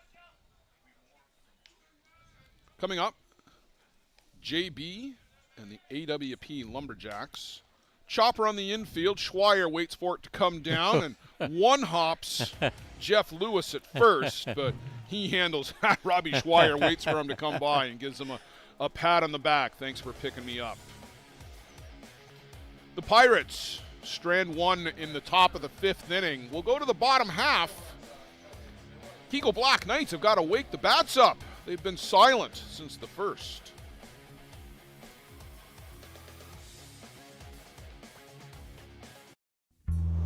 This business was opened in 1965 by my father, Ned Medios. Could have walked in here 25, 30 years ago and seen just about the same thing. The process of making this suit takes about 6 weeks. It goes through about 12 or 13 hands as it's moved along the line. It's an old-time place. Making stuff from scratch here in the city at a reasonable cost. It's a very personal type of business.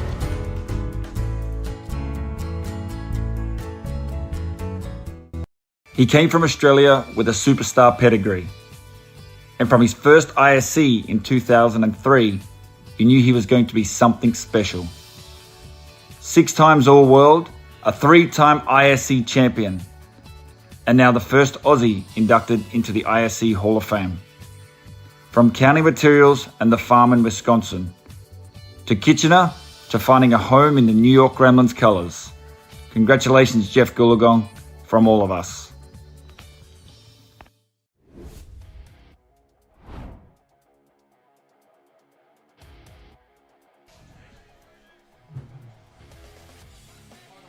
So Jaden Stratford, Damon Creasy, BJ Gullock, 4-5-6 for the Kegel Knights here in the 5th. And Joe, this game that started so excitingly has kind of gotten into a bit of a lull here through the middle innings. Neither team scoring now for almost 3 innings. Bats have been quieted. Pitchers have finally found their zone. Well, Potts and Schweier coming on in relief have both done admirable jobs.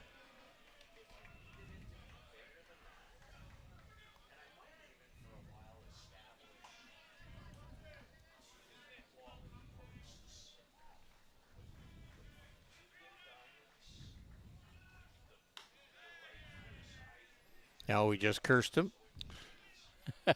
You know, that always happens, doesn't it?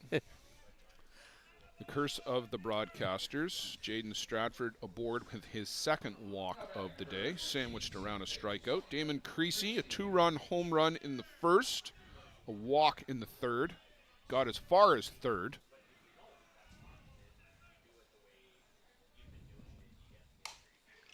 To the shortstop, in and out of the glove. Schellenberg recovers and flips it backhand, but boy, is he not happy. He picked up a handful of dirt and chucked it into the wind.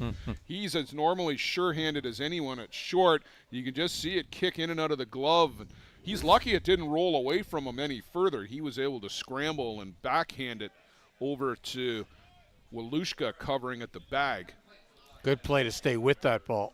Well, that could have been 2, but a fielder's choice is all they'll get.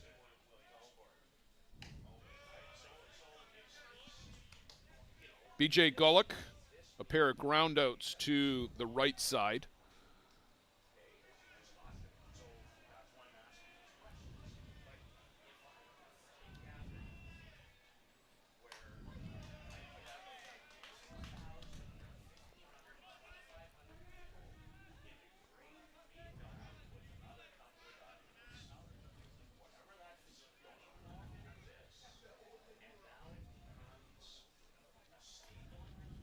Change up, punched out to short center, and Archon will trot in, make the catch. Can of corn, I think, is the old expression. Yes. Just a pop up. Gully just didn't get all that ball. Tom Crouch, strikeout, pop-up of his own. Turns away, but gets a called strike on the inside corner.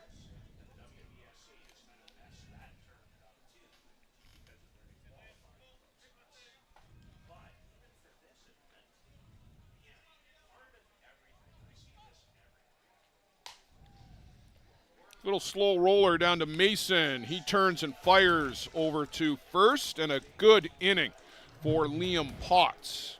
The leadoff walk is erased. They strand the runner. Keeps the batter's face to a minimum. 5 complete. 8-5 still for the Pirates.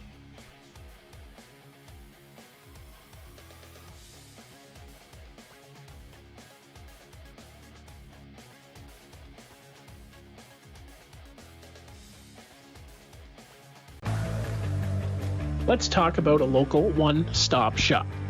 Live Well for Life is just that, a fitness, nutrition, and therapy facility all under one roof. Located at 3878 Wellington Street in Mitchell, Ontario, you can get so much done in just one visit. A full complement of staff on hand include chiropractic, massage, and personal training to get you back to your healthy self. Find them on the web at livewellforlifeinc.com or give Live Well for Life, a proud sponsor of the broadcast program. For the best Bear Tent banter on the airwaves, listen to Dust Up with Hilly and Lolly.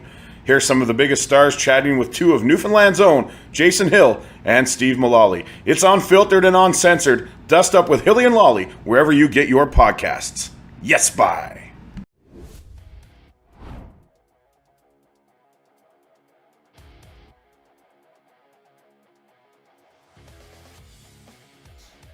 Dust Up in the debrief sessions, Joe, have been so informative with the guys that they've had on. Colin Abbott, Ryan Wolf, Bradley Ezekiel, and obviously the hosts, and adding Nick Shales, but Steve Mullally, Jason Hill. It's been great listening. These shorter episodes, the debrief episodes, have just been terrific. And thank you, boys, for the T-shirts. I got them last year in Circle Tap. Logan Boom, sorry. Wrong side of the scoreboard. Braden Archon, top of the 6th. That one was fouled on the left side. Wasn't sure we were going to get to the top of the 6th, Joe, after the way the first couple of innings went. But there's been a lot of zeros thrown up by Robbie Schweier and Liam Potts ever since. And the Pirates would like to keep it that way. Knights looking for some runs. Well, an opportunity for Grand Prairie to extend the lead if they can put a couple of guys aboard and get to the meat of the order. Archon doubled in the 3rd. Got as far as third base, but that was it. Schweier able to shut the door. And that is pulled foul past Tommy Crouch down the third base side, but foul all the way. Jonas Heine is retreated back to the dugout, so no action in the Grand Prairie bullpen. Similarly, the Fargo bullpen is empty. Josh Pettit would be the last guy standing for the Knights.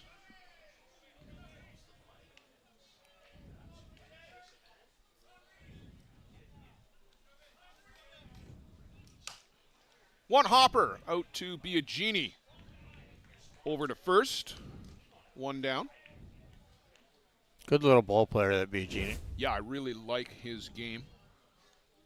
And I like what he's done, too, because there was the opportunity for him to go to a big roster and be a pinch runner and get into games on Saturday afternoons against lower-ranked teams. But he's here playing every day. You'll learn a lot more here at this level.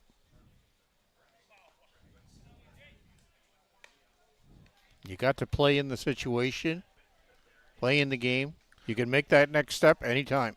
Well, that's what I would like to see, is a little bit more of that, is Guys taking the opportunity to play every day. Share the wealth. Well, and again, I don't know, we've had this conversation a million times between you, Peter, and I.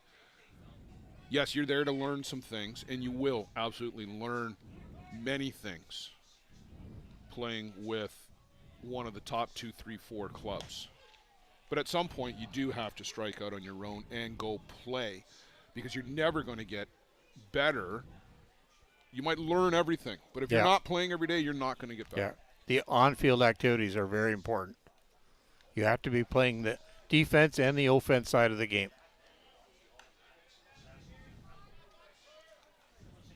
Corey Jones, 2 for 3, 2 runs scored, another RBI in his column.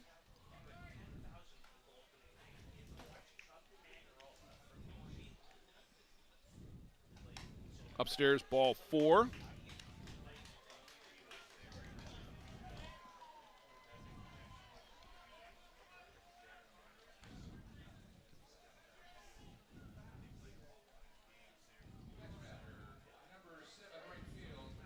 Five walks given up by the Black Knights pitchers thus far. You just can't get free passes. No, that's a lot of free bases.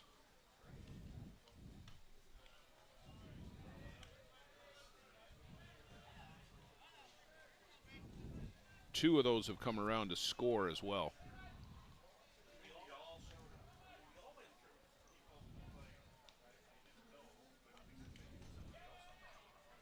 Downstairs, that was about a 38.5 footer from Robbie Schweier, and Jaden Stratford unable to come up with it. So up to second base goes Corey Jones on the wild pitch.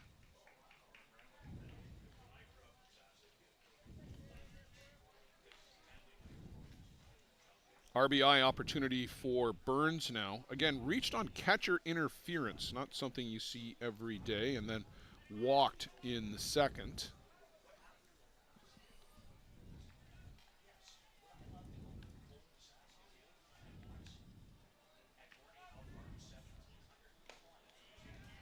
Good hold by Burns.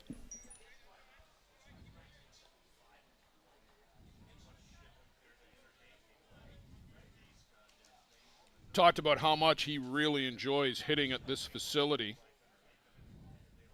Having a real good World Tournament. Called strike there.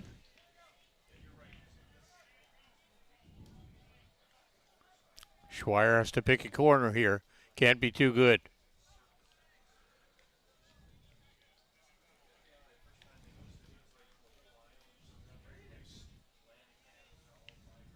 Well, ball 4. Didn't have to worry about being too good. No. Second walk of the inning. And this will draw a visit, at least a collection on the mound, or the board. I'm trying not to say mound, but unsuccessful.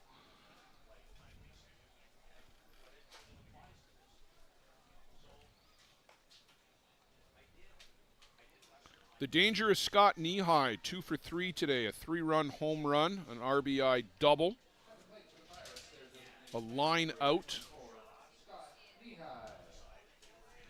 Swinging the bat well.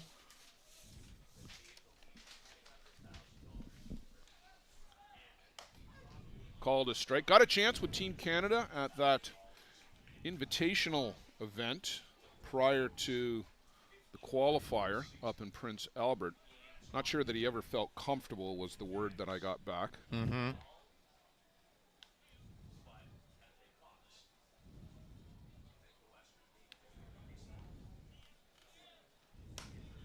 Little bleeder on the infield. They go to second for 1 and erase Pat Burns. Good play by Lewis. Yeah, his momentum was taking him to the right, and it was very easy for him to continue for that throw. So 2 down now, and it'll be runners on the corners. Keegan Archon at the plate.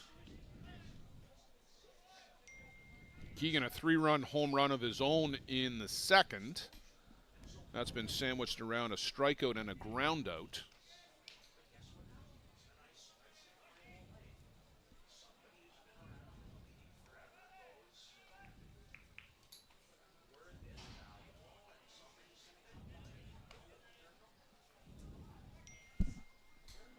Well, you're a popular guy today with all the text and messages. Man of many hats.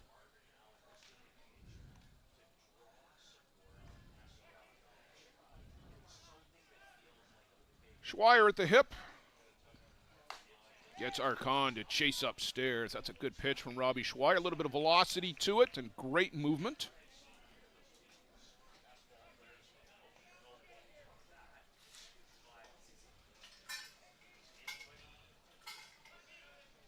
Pirates looking to add to this 8-5 lead just to pad this a little.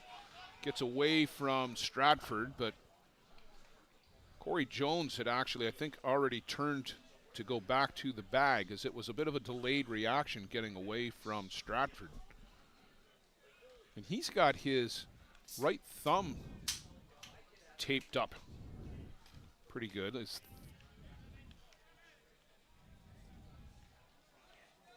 throwing hand.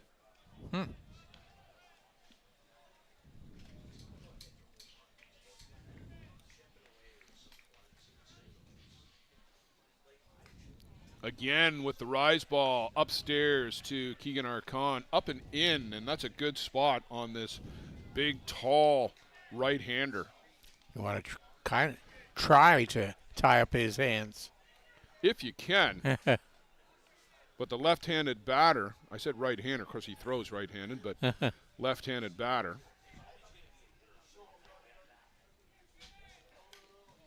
Fouls that one straight back. Got a little too much of the plate. Robbie not thrilled with the location.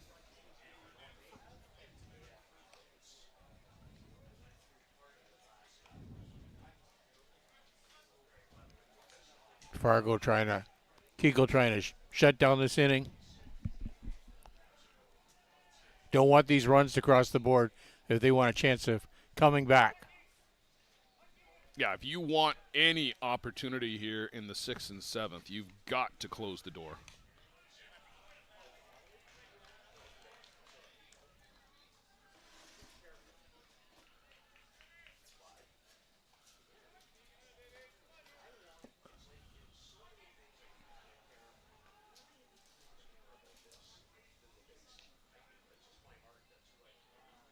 Ground out to the shortstop, a walk. That was erased on the fielder's choice, and Schweier pours in strike 3. Keegan Archon can't pull the trigger. They leave 2 in scoring position in the 6th. Pirates hanging on to this 8-5 lead. We'll see if the Knights can get the bats out of cold storage where they've been since the 1st.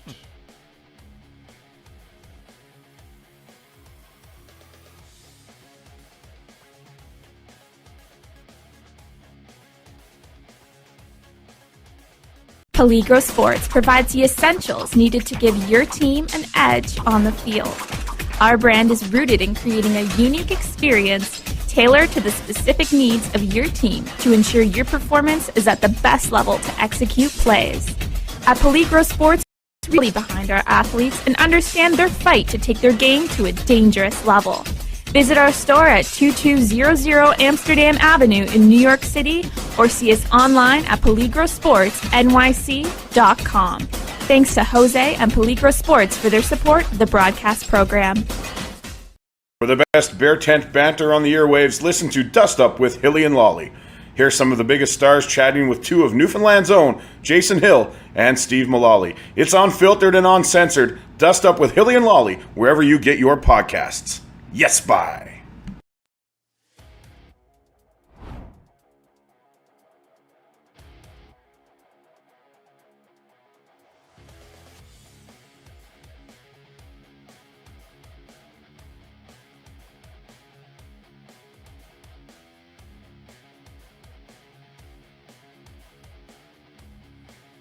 Thank you, sir. I noticed you didn't do it as quick.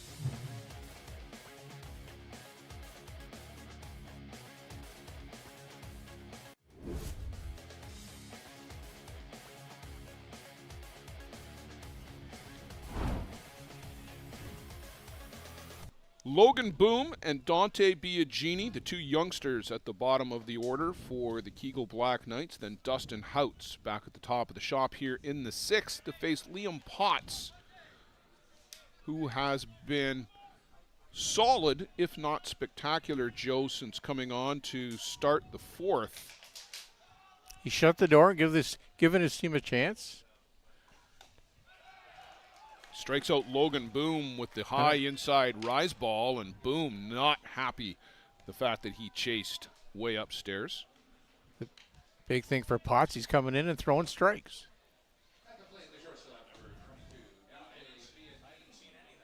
Dante Biagini missed a home run by mere feet.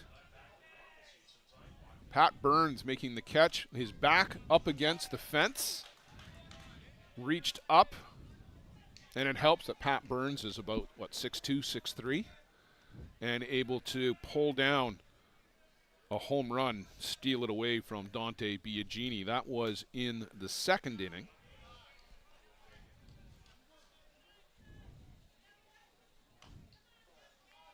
Knights have got a hit here, a hit there, but haven't been able to muster that big crunching hit that they had back in that 1st inning.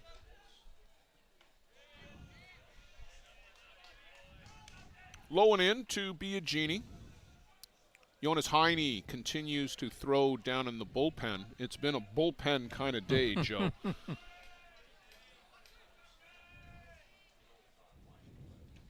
Nice changeup. Yeah, very good changeup. Way out in front is Biagini. Evens the count at 2.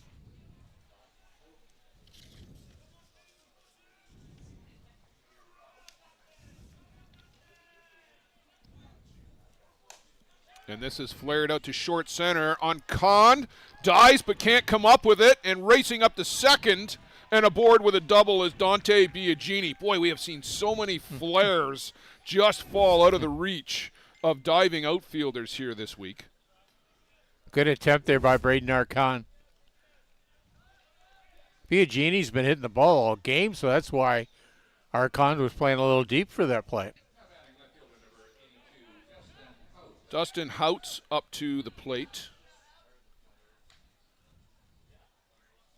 Forgot to send out our first base coach. Well, Jim Harms is scrambling to get down there.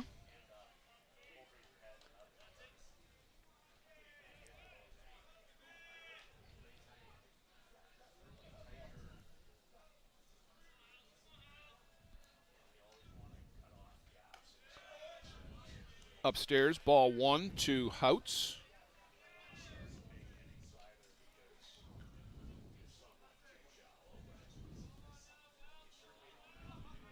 Braden Arcon shaded a little bit over towards left. There's a big gap out there in right center.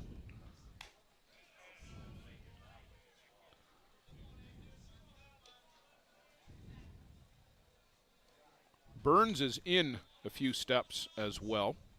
And after seeing all the flares, well, he might be.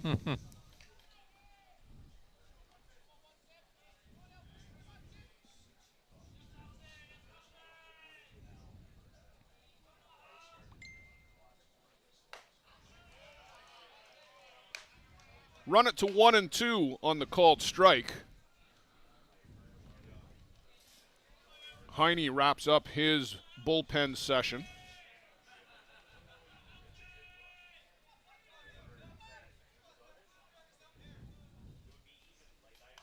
Change-up called, a strike on the outside corner. Houts is upset.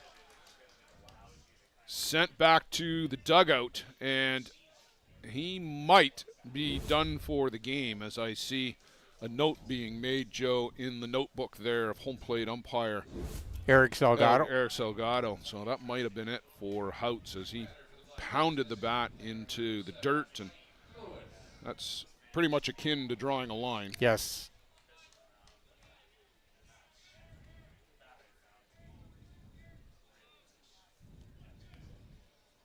Frustration boiling over.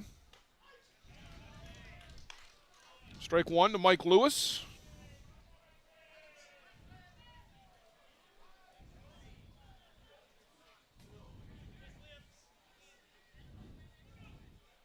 Corey Jones directing some traffic, getting the outfield to shift over a couple steps towards left. Potts filling up the strike zone right now, 0-2. Lewis singled in the first, reached on a fielder's choice in the second, and flew out to right in the fourth. And that is foul backwards.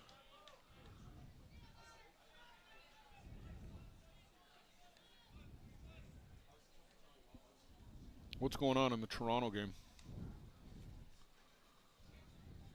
Of course, we have to look, but you can follow along on Game Changer. And you can also put our second YouTube channel onto a small screen somewhere and stay with us and keep track of both games if you're that enabled. Swing and a miss. Foul tip right into the glove of Mike Lewis. A 1-2-3 inning, almost. But Potts does strike out the side. And 5-2, Toronto Batmen in the sixth.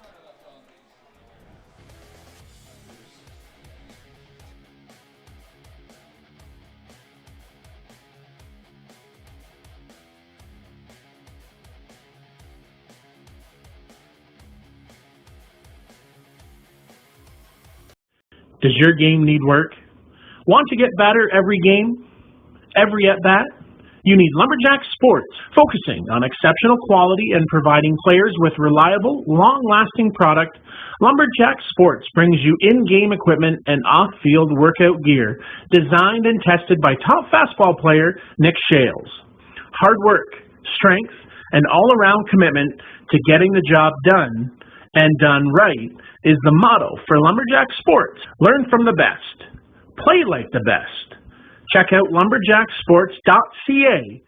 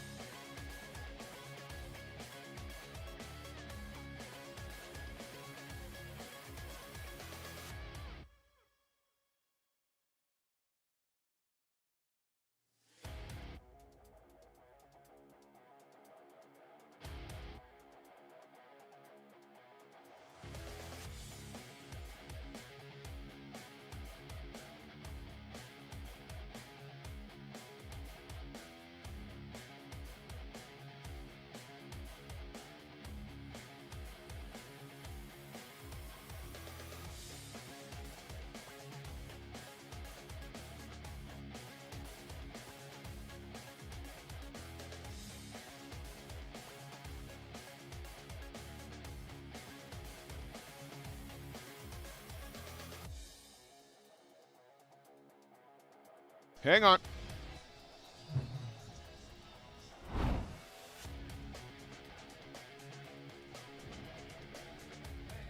And we're back, and a long delay in between innings as the Kegel Black Knights put Boston Pole out into left field for the ejected Dustin Houts, and that took a while to sort out with the scorekeepers.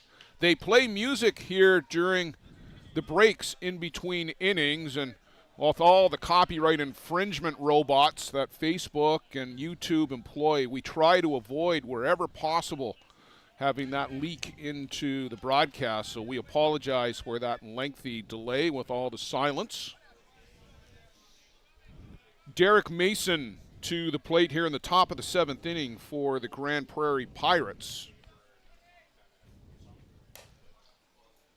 Doesn't have an official at bat in this game, Joe. 2 walks and a hit by pitch.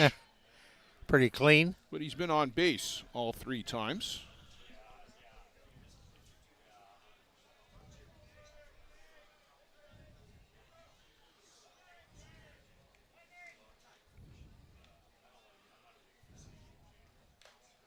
Big cut comes up empty on that one.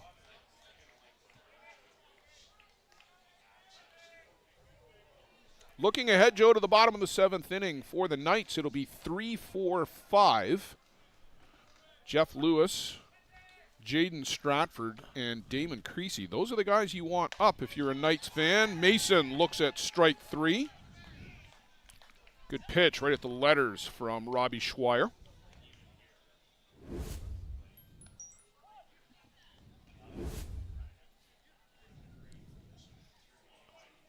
Chris Walushka.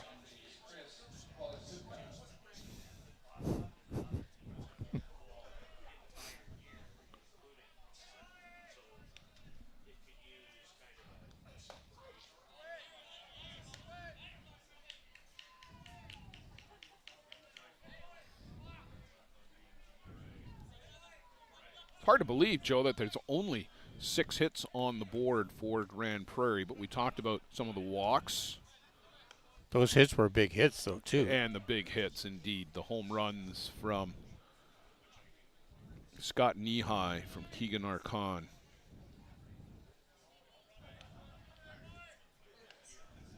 Pair of 3-run home runs. That certainly makes a difference. Fouls this one straight back to the screen. An RBI double mixed in there by Scott Knee-High. Corey Jones with an RBI single. They add up. Yes.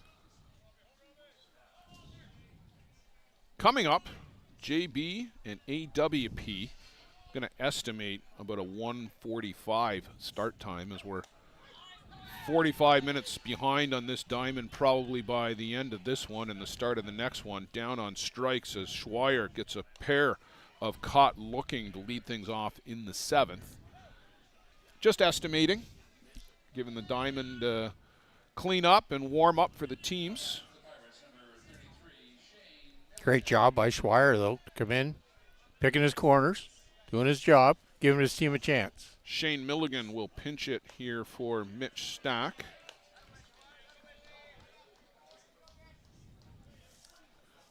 Milligan, a veteran in the Alberta fastball scene. Go back to the Lloydminster Dodger days. Shane Milligan, a part of those teams.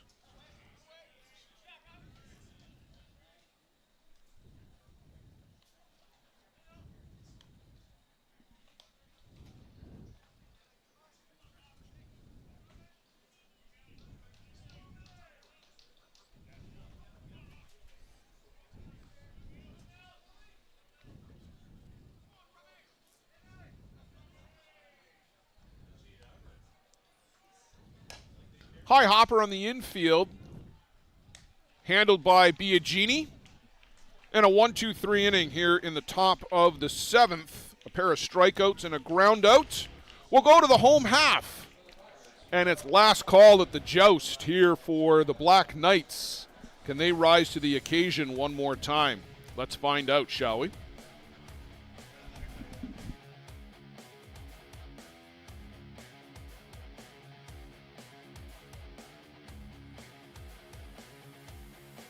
Do you need a reliable supply of products to run your business?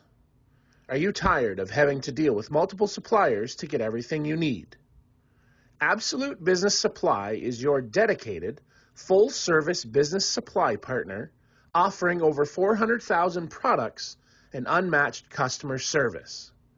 At ABS, we aren't just selling products. We offer a commitment to building meaningful relationships with our customers, getting to know your business goals so we can provide the best possible solutions for your needs. Find us on the web at absolutebusinesssupply.ca and let us get it for you.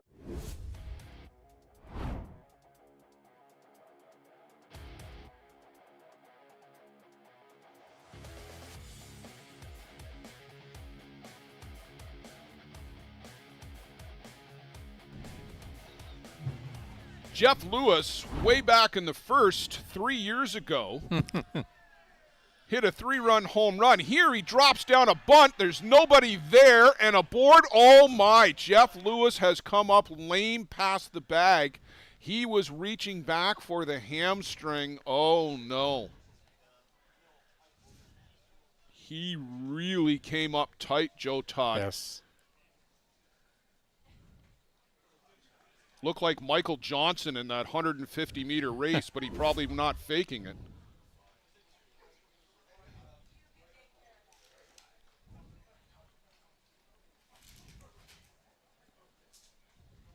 Doc Landerman is going to make his way across the diamond.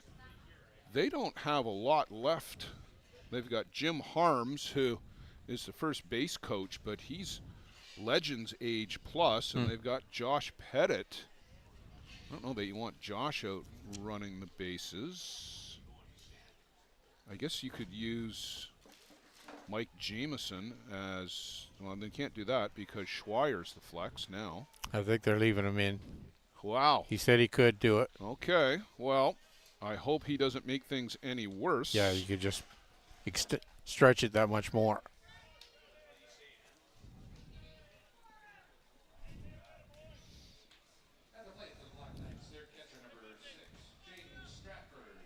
Jaden Stratford.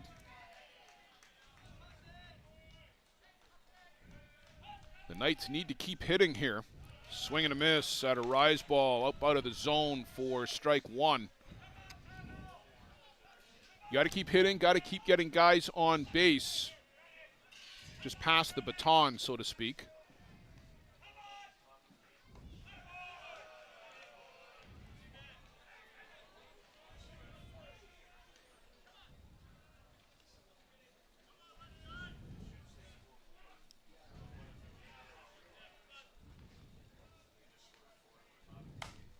Well hit, deep center field, to the fence, and gone! A 2-run home run for Jaden Stratford. Make it 8-7. Joe Todd, we got ourselves a ball game like we didn't already. Good clutch hit there by Stratford. Got all of that ball in the barrel, put it out of the park. You could just see that one brewing with Jaden Stratford. He put a couple of good swings on balls earlier in the day. Flags in the outfield are blowing that way too.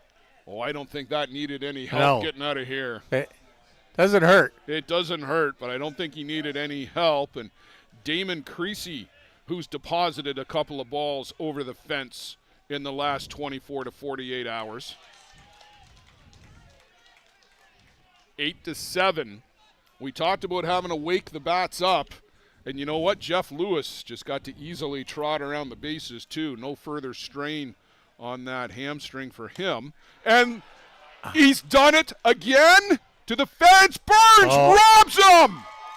Pat Burns steals another one. Great grab by Burns. Creasy stops at third base in disbelief.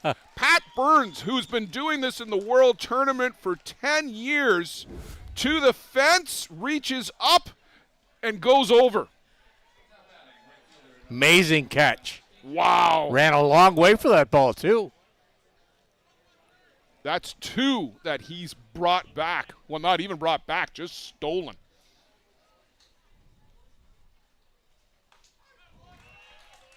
B.J. Gullick to the plate. So important to get that first out in the inning. No matter how you get it. Yeah.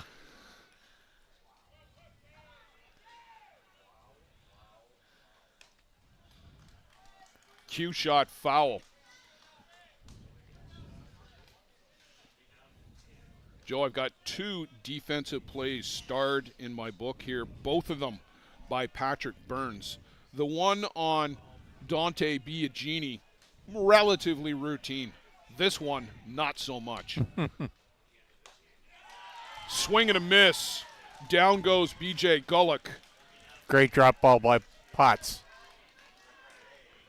So the night season will come down to Tom Crouch.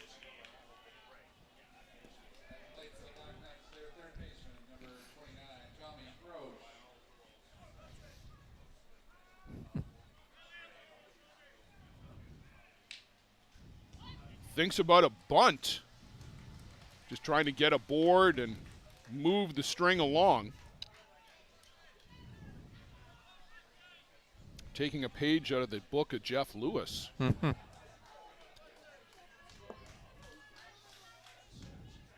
Potts should just try and keep the ball low, keep it in the infield. There's a line shot out to right. Tommy Crouch will keep the night season alive with a base hit. They're not going to go quietly here in the 7th, are they, Joe? Great punch there by Crouch, taking that outside pitch, driving it out to right field. And that might be it for Liam Potts. The coach popped out of the dugout pretty quickly after that base hit. Heine has been down in the bullpen again for a fair bit of this inning. Tommy Crouch will just trot over to have a word with Doc Landreman. Logan Boom, the latest guy to have the season rest on his shoulders.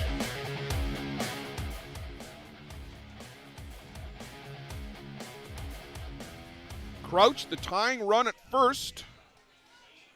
Boom represents the game winner. Pirates trying to shut the door, trying to close this game out. Downstairs, ball 1. So important for that first pitch strike. Well, unfortunately, he didn't get it. And there it evens up the count, 1-1.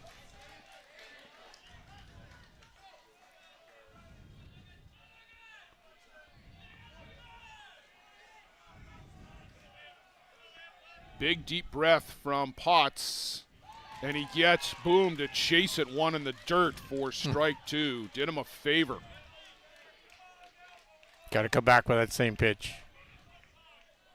Down to their last strike, the Black Knights.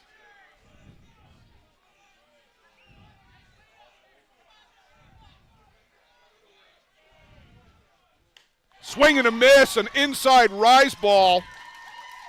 The Grand Prairie Pirates hang on by the skin of their teeth. Pat Burns steals a couple of home runs over the course of the game, but none bigger than the one on Damon Creasy here in the bottom of the 7th.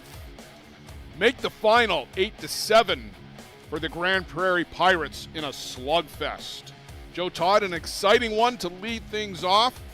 I think we're going to see more of this kind of stuff all day long here in the ISC network. Pat Burns just picked up the Softball Premier TV highlight of the day so far on that great catch. Through game 1. Through game 1. Thanks for joining us here this morning and into the afternoon.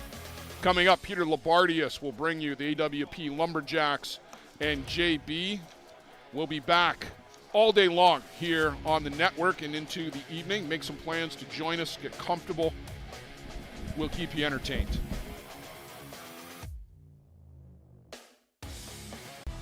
For the latest in softball innovation, the website where you can experience the best tournaments in the Americas.